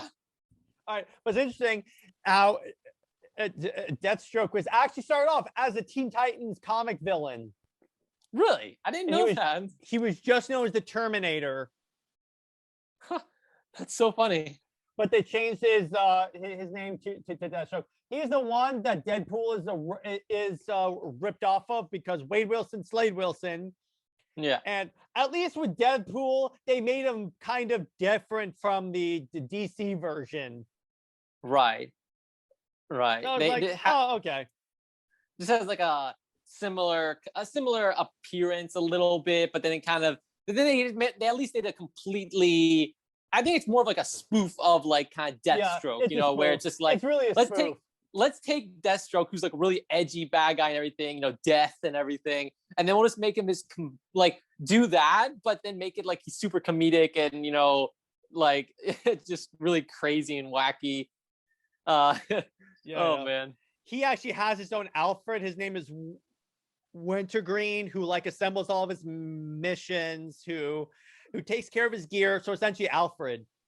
That's actually funny. Who he met in the military. So that's Deathstroke. Number 2.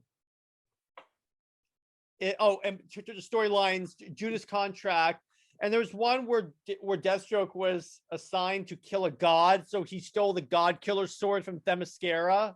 Oh. Fought Wonder Woman, and then fought alongside her and Superman against this god. Wow, that's pretty crazy, actually.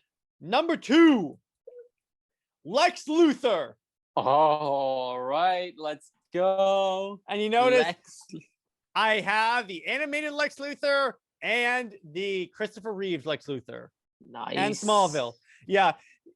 Here's another one that you cannot mention and not have him there. So like he's a character that's been a good guy, but's been a bad guy. It's been a good guy again. In the new 52, they made him a good guy, trying to replace Superman. And then in Rebirth, they retconned it so he was a bad guy the entire time. But yeah, there was a storyline where he basically tried to take Darkseid's place.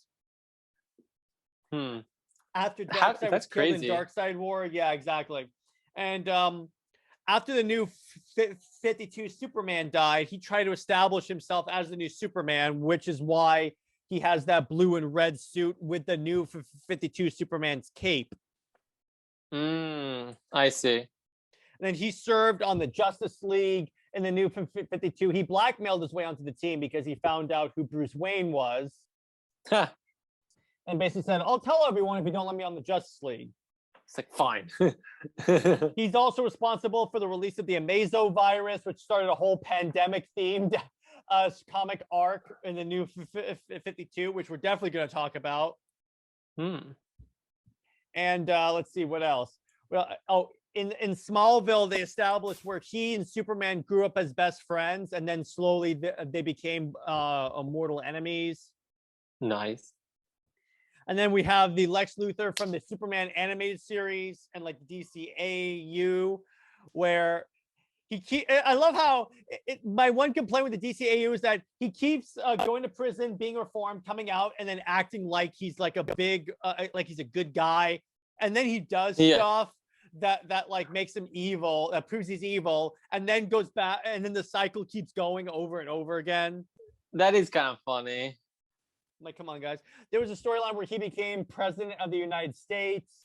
Yep. They had that in Lego Batman too. They kind of did that storyline a bit. That was where he was running for mayor of Gotham, I think. Oh. No, it was, I think he was running for president of the United States, but he didn't actually get it in the end. Oh, yeah, he was. Yeah. I'm sorry. I was remembering the beginning of the game where Bruce Wayne got the Citizen of the Year award, and Lex Luthor's like, oh, yeah, you're right. And I love where Lex Luthor's like, I hate that guy. Oh, man. Yeah, but you're right. That's a good storyline where he actually becomes the president in the comics. Yeah, and then that's where we get the whole idea of the Superman Batman story, Public Enemies, where he puts a hit out on Superman, and like Superman and Batman have to fight like Power Girl, Captain Atom, Major Force, Starfire, every supervillain, because it turns out Lex Luthor is trying to wipe the world clean of life so he could rule. That's pretty intense. Yeah, it's really crazy storyline. All right, so and his superpowers are he's rich. He's rich. Hey. That's pretty much it. And his storylines, probably Dark Side War because he can't. Oh, also Forever Evil, because when the Crime Syndicate showed up and like took over the world, he and Batman had to team up, and he assembled the Injustice League, which was him, Bizarro, Black Manta, Deathstroke, Nice. Captain Cold, and they teamed up to essentially fight the Crime Syndicate and turn the world back to normal.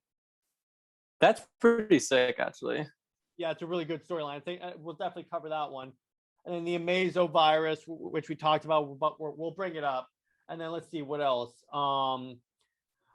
Dark Knight Strikes Again, because he took over the world, and probably I would say.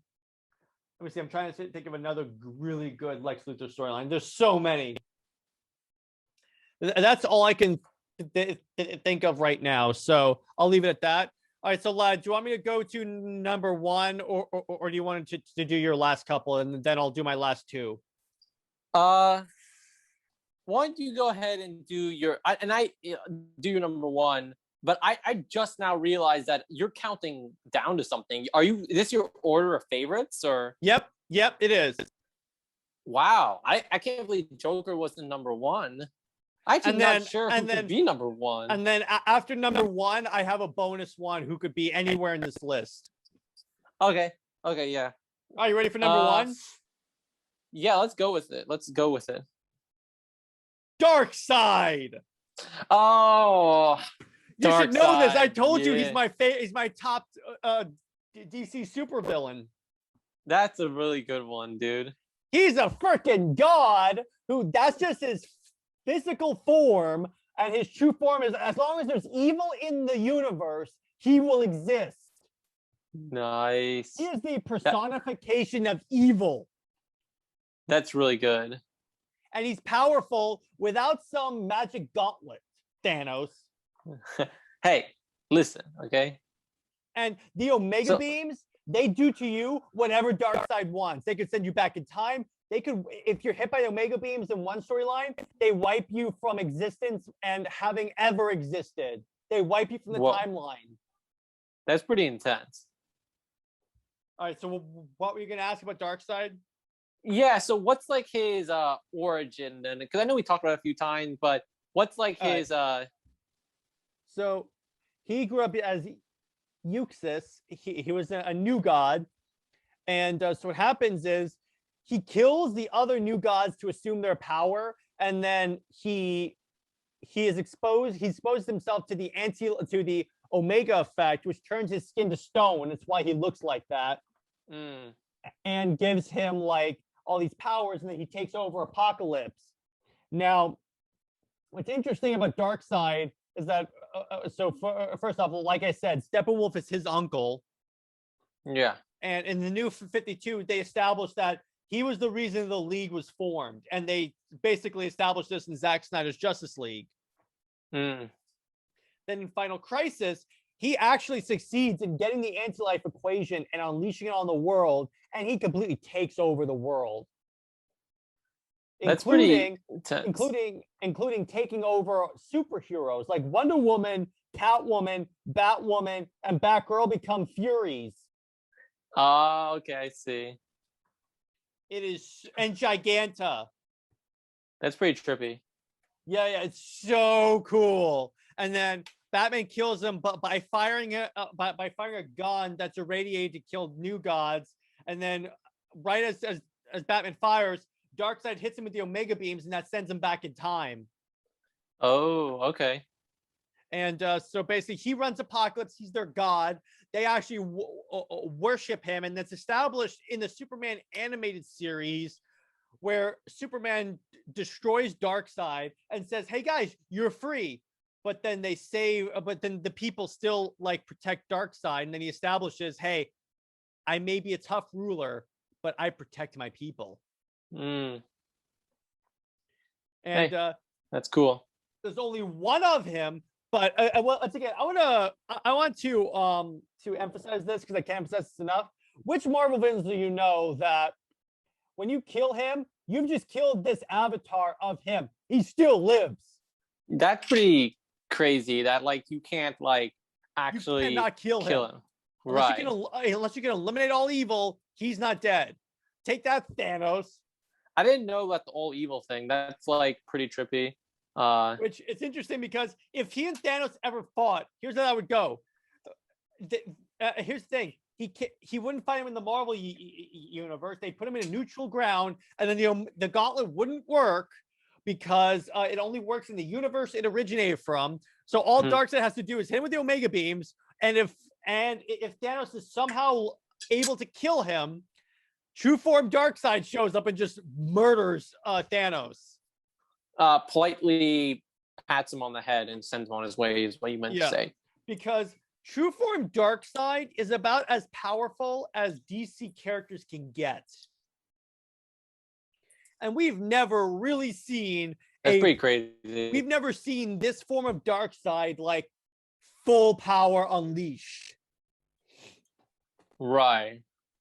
There's never been a storyline where the Justice League fought True Form Darkseid.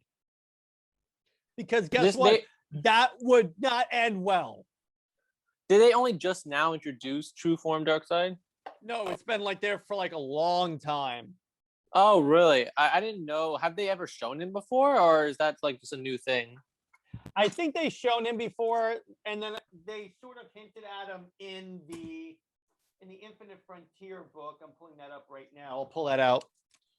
Where they sort of teased him, and he could be the next Crisis level character. Let me pull out the book. I'm pulling it out of the bag and board. Here he is. Oh, wow. That's scary. That's True Form Darkseid, my brother. That is scary stuff, dude. Yeah, he is not to be trifled with. No. And he is like, this way. I think so. This is one guy where you actually really do not mess with Darkseid. Do not mess with Darkseid. No. Not a good plan. Definitely not a good plan. This guy would completely murder the Marvel universe. Yeah, there's no really escaping him, I think. Yeah. He is like ridiculous. Let me put it this way. He did die in Darkseid War, but he came back as a baby. Yeah. And then he went back to being his evil ways. He was an evil baby. Yep. No, you're right. It's hard to fight against Darkseid. I mean, he's definitely, like that cosmic level threat that you have to deal with at some point or another. He is, by the way, speaking of cosmic stuff, he was created by Jack Kirby. Really? Because so when DC poached Kirby from Marvel, they basically told him, here are 4 books that are all yours. You can write, you can draw, you can edit. We will not interfere with you. Go, create. And then he made the 4th world with Darkseid. I see. And then originally it was meant to be separate from the DC universe, but DC merged them. That's kind of interesting. How originally like a lot of the heroes weren't meant to be connected together, but then they started crossing them over and stuff. In the publishing. Yeah. And let's see what else. What else can I mention about Darkseid? He's Steppenwolf's nephew, but he's so powerful, everyone's afraid of him or worships him. That's cool. And he exists outside of the multiverse. There's only one of him. Oh, that's Yeah, that's crazy. yeah, and then all right, so yeah, that's Darkseid. All right, so that was my number one, and his powers are everything. Everything. Storylines, Final Crisis, Justice League Origin. Let's see, Darkseid War for one. Mhm. Dark Knight Returns, The Golden Child, where he showed up as true form Darkseid as well. And let's see, what other storylines for Darkseid that are like really well known? Well, the Apocalypse Now arc for the Superman animated series, and Zack Snyder's Justice League, which I think they did a killer job on a live action portrayal of Darkseid. I mean, look at that. That's really nice. Even his normal form, even his form when he comes in from the past looks amazing. Yeah, college days Darkseid looks pretty cool. And then Pro what this is now Darkseid. like, yeah, now what is this like true form Darkseid, and that's like good old college days Darkseid. No, this is not true form Darkseid. This is him as Darkseid. That's him as actually Euxis. Oh, true. Oh, right, true form. Yeah, I guess would be like the next insane level. Yeah, because this is before he gets exposed to the Omega effect, because that's why his eyes are glowing here when he's Darkseid. I see. And then remember, he's going to be the main guy in Justice League 2 and 3. So let's hope they restore the Snyderverse. Yeah, he takes over. And then let's see what else. He was the pre-order character for Injustice 2. So when I was going to pre-order the game and they said Darkseid was the playable character if you pre-order, and I was like, okay, I'm definitely pre-ordering it now. yeah. And Lad has firsthand experience how overpowered Darkseid is. Yeah, I've felt it. It's painful. Because you can't escape from those Omega beams when they come at you. You absolutely cannot. Yeah, no. Not fun. Not so carefree. They also established, like in the comic storylines and one of the continuities, that he created Doomsday. Really? Yeah. So in the Death of Superman storyline, it was established that he was the scientist Bertram, but in like another continuity, in like after another reboot, they established that Darkseid created Doomsday, or at least clone Doomsday. Right. All right, so that's Darkseid. All right, so do you want me to go to? I'm sorry. Go ahead. Oh yeah, did you see that clip in I guess it was in the Justice League TV show where Batman kicks Darkseid? He kicks Darkseid? Yeah, literally search it up on YouTube right now. Batman kicks Darkseid, where like Darkseid's supposed to be this big god and all this powerful, and Batman literally kicks him and causes Darkseid to like stumble and fall and stuff, which is so funny. Hang on, Batman kicks Darkseid. Yeah. Oh, let me see. Hang on. There's Batman versus Darkseid. Oh yeah, there was this fantastic. Remember the last episode of Justice League Unlimited where Superman goes to Darkseid? Normally I'd have to go through life thinking everything's made of cardboard because I can't really cut loose. Yeah. But with you, I can cut loose because I know you can take it. And then he just goes ham on Darkseid. Yeah, that's good. Send me the clip of Darkseid, Batman kicking Darkseid. But also, he was the main bad guy in the DC AMU, and he took over the world in Darkseid War.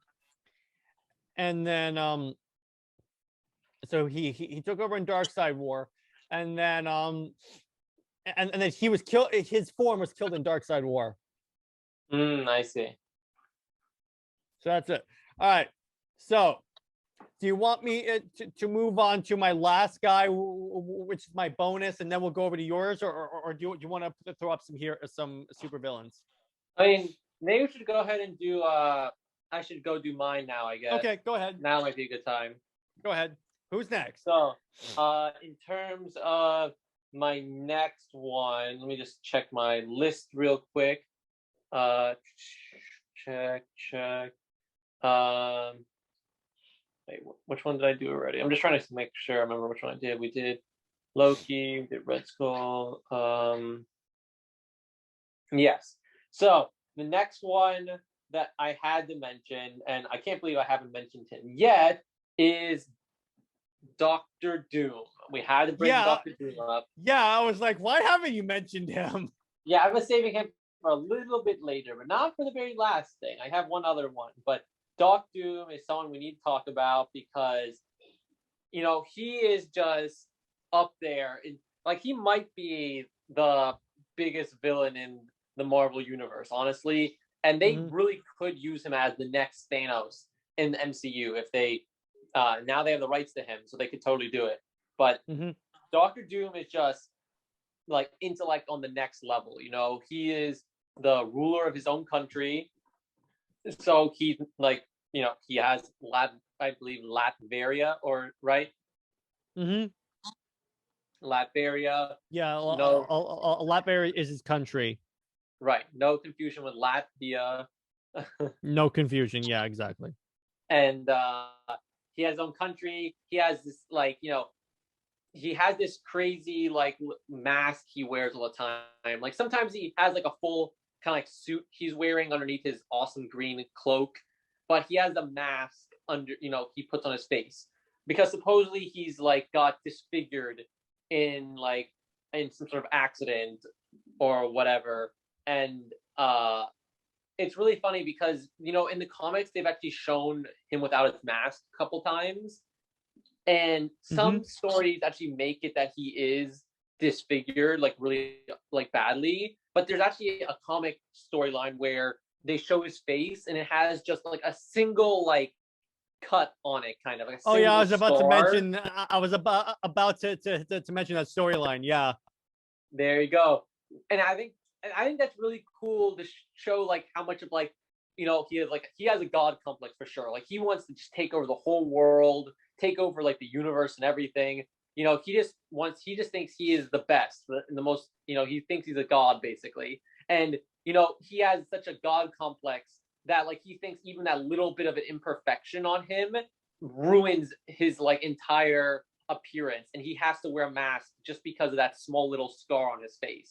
So I think I kind of like that version of him more. I think it fits his character definitely. With it seems like just a small thing, but to him that makes a big difference. Yeah, that is really cool. I like that a lot. Yeah, and he's a Fantastic Four villain. He's their friend. Sometimes origins, he was on their spacecraft when they got hit by radiation rays, and now he has I don't know, nuclear powers or just green glowy hand powers. I think it's magic. Magic, yeah. It depends sometimes with him. But honestly, he is also an Avengers level threat, and sometimes he can be a cosmic one as well. He is definitely. I really hope they do a good job with him in the MCU. Maybe the Fantastic Four movie. There's tons of potential there. I think he was the main guy in Marvel Ultimate Alliance. Yeah, I think you're right about that. Yeah, so this is how crazy this guy is. He steals the powers of Odin. That's really crazy. And then remakes the world in his image. I mean, that's definitely a god complex. Yeah. And then Odin captures him or recaptures him after you free Odin, and basically tortures him as payback. Rip. But yeah, Doctor Doom. Doctor Doom is one of those quintessential. I think he's kind of like the dark side of Marvel Comics in that he's that main bad guy. Yeah, you're right. Wasn't there an episode of Spider-Man and the Web Warriors where they want to where they want to really impress Nick Fury, so they go and capture Doctor Doom, but it turns out to be a trap? Yeah, that was really funny. It was the third or fourth episode, really early on, and it's just kind of funny because Spider-Man's he said himself he's inexperienced, only been Spider-Man for a year, and he's now the head of this team with White Tiger, Iron Fist, and Power Man / just Luke Cage. It's Luke Cage. Luke Cage, right? And they hey, we need to prove to Nick Fury that we're the best, and like, let's just go capture Doctor Doom. He's the biggest. Let's go for it. And it's like Spider-Man's like, I don't know if this is such a good idea and stuff. And they just go and they just capture him and they just bring him back. And it's like, hey, we did it. We found Doctor Doom. And then Nick Fury is like, what have you guys done? Because Nick Fury knows that like Doctor Doom would never allow himself to be captured so easily, Yeah, exactly. It's a trap. It's a trap. It's like a robot, Doc Doom, and it just releases a virus on the helicarrier or whatever, and it's like a whole thing. But that was pretty funny. Yeah, I love that episode. Remember, there was another episode also specifically where they're playing around with Captain America's shield on the helicarrier, like Agent Coulson's showing it to them, Spider-Man, and they accidentally throw it out the window of the helicarrier, and it like lands inside of the Latveria consulate inside of New York. Like that's what's called a consulate, right? Yeah, it's an embassy. Like the embassy of Latveria, and where Doctor Doom hangs out sometimes because he's a officially recognized country, so that's sovereign ground, and it lands like in his property there. So Spider-Man goes it's really funny. Spider-Man goes over and he's like, hey, Doctor Doom, can I have the shield back? He's like, sure, give me 1 second. And he walks back into the building and then just launches a missile out at Spider-Man. That's good. I like how with Doctor Doom, to his people, he's not a bad guy. He's a ruler who will do anything to protect his people. And you have to respect that. Yeah. That's true. All right. So his powers are magic. And we mentioned a few of his storylines, I think. Yeah. Unless there's any ones you can think of. No, I think that covers most of them, honestly. All right. Who's your last one? So, actually, I think I have 2 left. I mean, wait, let me see. 1, 2, 3, 4, 5, 6, 7, 8, 9, 10. Yes. So next one, I'm just gonna cover quickly. My number, I guess 2 or number 9, whatever, is Thanos. Nothing needs to be said too much about him. He is like. He speaks for himself with everything in the MCU, with being kind of that central guy in the shadows throughout everything in the Marvel Cinematic Universe, and then tying up to just winning outright in Infinity War and just wiping out half of all life, succeeding, and really stopping the Avengers completely and destroying the stones. They can't change it. He even died, but it doesn't matter because he's already done his job. Like, he doesn't even care. Like, he was trying to accomplish something and he did it. And, they managed to stop him in Endgame by time travel and everything, but he still puts up a really good fight where he almost defeats them again, and then he was literally going to wipe out not just every single person in the entire universe, but like all of creation, like all matter, every single like atom, just wipe out all of reality and then recreate the universe.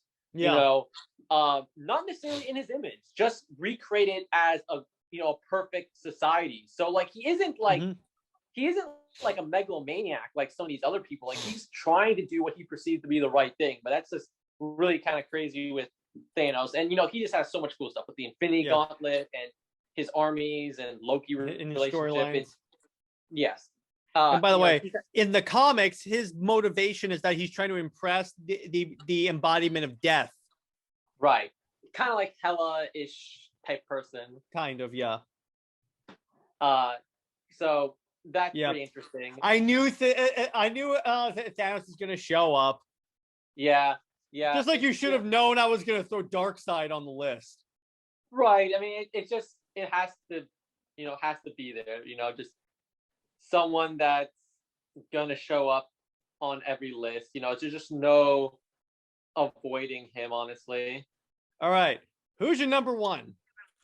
So, no, I don't know. And in terms of powers, hang on. In terms of powers for Thanos, is anything with the gauntlet? Because that's all he has for powers. And then he has some strength on his own. He's a decent fighter, but he's not like god level powers. Yeah, it's like it's like when people say, "Oh, okay, so Thanos is as powerful as Darkseid." Yeah, when he has the gauntlet. Yeah. But anyway, and in terms of storylines, any of the Infinity Saga and the entire MCU. All right, go. Sorry about that. Yeah, no, I think it's a good thing to definitely mention that and bring it up again.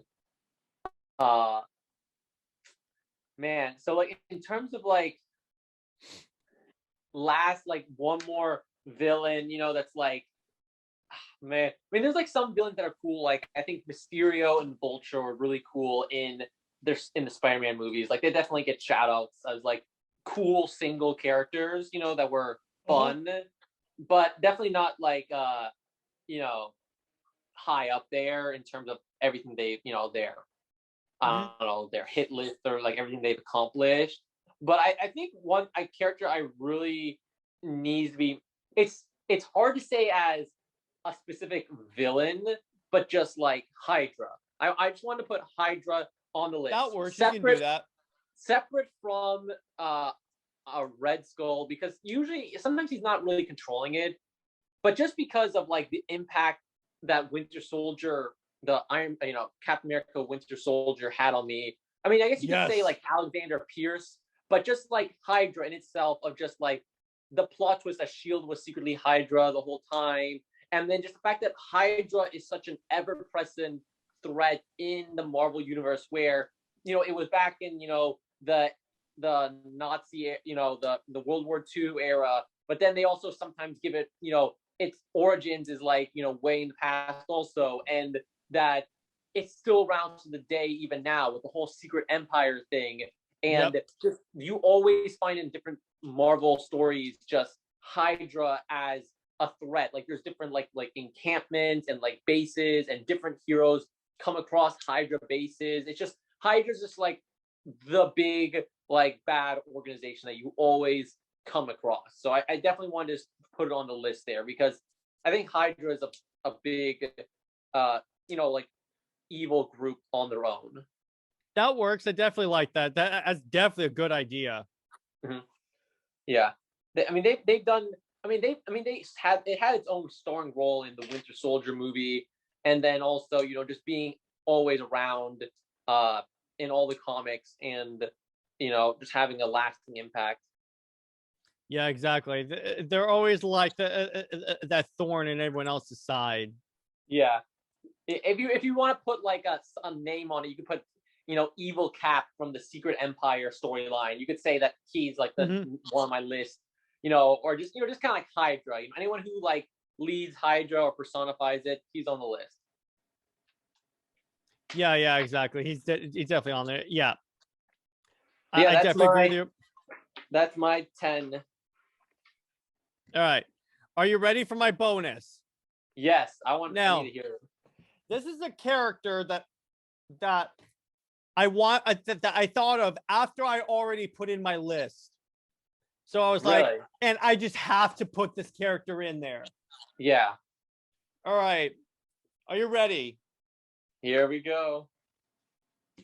Hey, hang on. Superboy Prime. Oh boy. Yeah, you're right. You gotta put him in there. Yep. Right. The dude who comes from a world where comic books are where all the DC stories are in comic books like ours, and he is like he was basically being like he was supposed to represent the readership feeling that DC had gotten too dark. Yeah. Because at this point you had like Nightfall, the death of Superman, death in the family. So anyway, he felt that the superheroes have been tainted. So in Infinite Crisis, the Superman from Earth 2, and Alexander Luthor from Earth 3 go to the Earth Prime universe and basically start to kill everyone, pretty much. Man. Because Alexander Luthor wants to create the perfect Earth. So what they do so there was a scene where where Prime is fighting, like he's taking out members of the Justice League left and right. So Cassie Sandsmark and the Teen Titans show up, and she's like, "Hey guys, I got the Titans. Let's take this guy." He's ripping arms off people. Because Man, remember, here's what Superboy Prime is: Superman, but without a weakness to kryptonite. man, Not a fight at all, bro. what's his? Does he have any weakness? Nope. Man, just like Except I think to Red Sun. That's it. right. That's it. The only way he was beaten in Infinite Crisis is Superman and Superman of Earth 2 punch him towards where Krypton used to be, Yeah. through a red sun, which depowers them, and then they pummel him. Mm. And then he shows up as a Yellow Lantern, I mentioned, and then he shows up in Death Metal and actually gets a redemption arc, and that he defeats the Batman who laughs. Really? Yeah, but yeah, so Superboy Prime is essentially, so he's, I'm trying to think of a good way to characterize this guy. All right, he gets his powers from a comet, I think. Oh, really? Yeah, what had happened is he went to a Halloween party on the beach dressed as Superman, because remember he read the comics, and Yeah. the radiation from like I think it was Halley's comet hits him and he gets superpowers that happen to be the exact same as Superman. Something like that. Yeah. And what happens is the only way they could defeat him temporarily was to throw him into the Speed Force. And they almost did not succeed until Barry Allen comes out of the Speed Force, and this is where they establish he's still alive, grabs him and pulls him into the Speed Force, where he's there for, in the way he perceives time, a couple of years, and he emerges in the Prime suit that basically, think of it as Bane in that it fuels him like the Venom drug, except with sunlight. That's why he's so powerful. That's crazy. And then what happens is, so he gets captured and put in the cell by the Green Lanterns, and it becomes like a job, like, okay, you're on Prime duty, meaning you guard the cell of Superboy Prime. Yeah. Yeah, this is one of the most wild characters in DC, and when we cover Infinite Crisis, we'll talk about that. Yeah, that definitely. He actually had a tie into Blackest Night where he's reading the comic book he's in right now. Huh. That's funny. It's so meta, and he's in his little man cave. That's crazy. Yeah, it's really, really, really weird. Anyway, that's my list as well. Mm-hmm. Who? That's good. You had some good ones that I didn't expect you to throw in Kang. Yeah, threw in a couple interesting ones there, and I really like some of your picks. Like I was surprised by a few of them. Some of them I forgot about, like Superboy Prime, and and I was surprised. It was cool that you actually ordered yours in your kind of like top 10-ish favorites. Mm-hmm. And I was surprised that Joker was not like at the number top, but like you said, Darkseid's a big favorite of yours, so. He was in my really top 5. He's in my top 5. He's number 4. I mean, he's in my number 5. That's good. That's good stuff. Yeah, but yeah, I ordered it that way because, well, I have a lot of favorite DC supervillains, so it was really hard for me to order them. I almost put the Injustice to Superman on there. Mm-hmm. But I was like, I gotta pick someone who well, I couldn't. I didn't want to take out anyone, and I couldn't take out Reverse Flash, for instance. Yeah. Most of these, you cannot justifiably take out. If you're talking about DC. But yeah, I knew with you, it would be at least 2 Spider-Man villains. Right. I think that's a good point. A lot of those are just, you just cannot take out.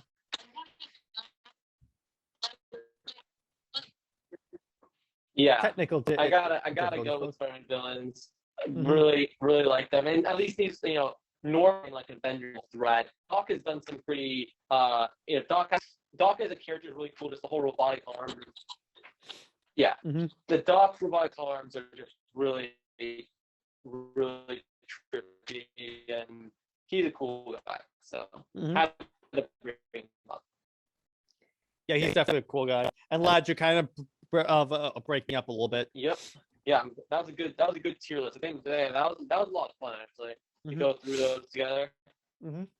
And be sure to check out on Monday on the YouTube channel when Lad and I talk about the new Bad Batch episode. What? All right. Well, anyway. So be sure to check out the YouTube channel when we cover the new Bad Batch episode, and then let's see what else is coming up. We're gonna try and be more consistent next week in terms of content, and yeah, thanks for listening to Under Two Capes, and we have a couple of interesting podcast topics coming up. Lad, always a pleasure. Fun times, yes. Thanks. Good stuff. All right, and but I think we should do an episode where we make our own Suicide Squad. I feel like that'd be cool. That'd be really cool. Yeah, that'd be really since we just did the Supervillain episode and the Suicide Squad movie's coming out. Yeah, that'd be good. All right, everyone. Hope you guys enjoyed our episode, and like, comment, subscribe on the YouTube channel and anywhere you get your podcast. Follow us on Instagram at Under Two Capes 2020, and again, stay heroic and have a great weekend, everyone. Have a good Memorial Day weekend. Bye-bye, everyone. See ya.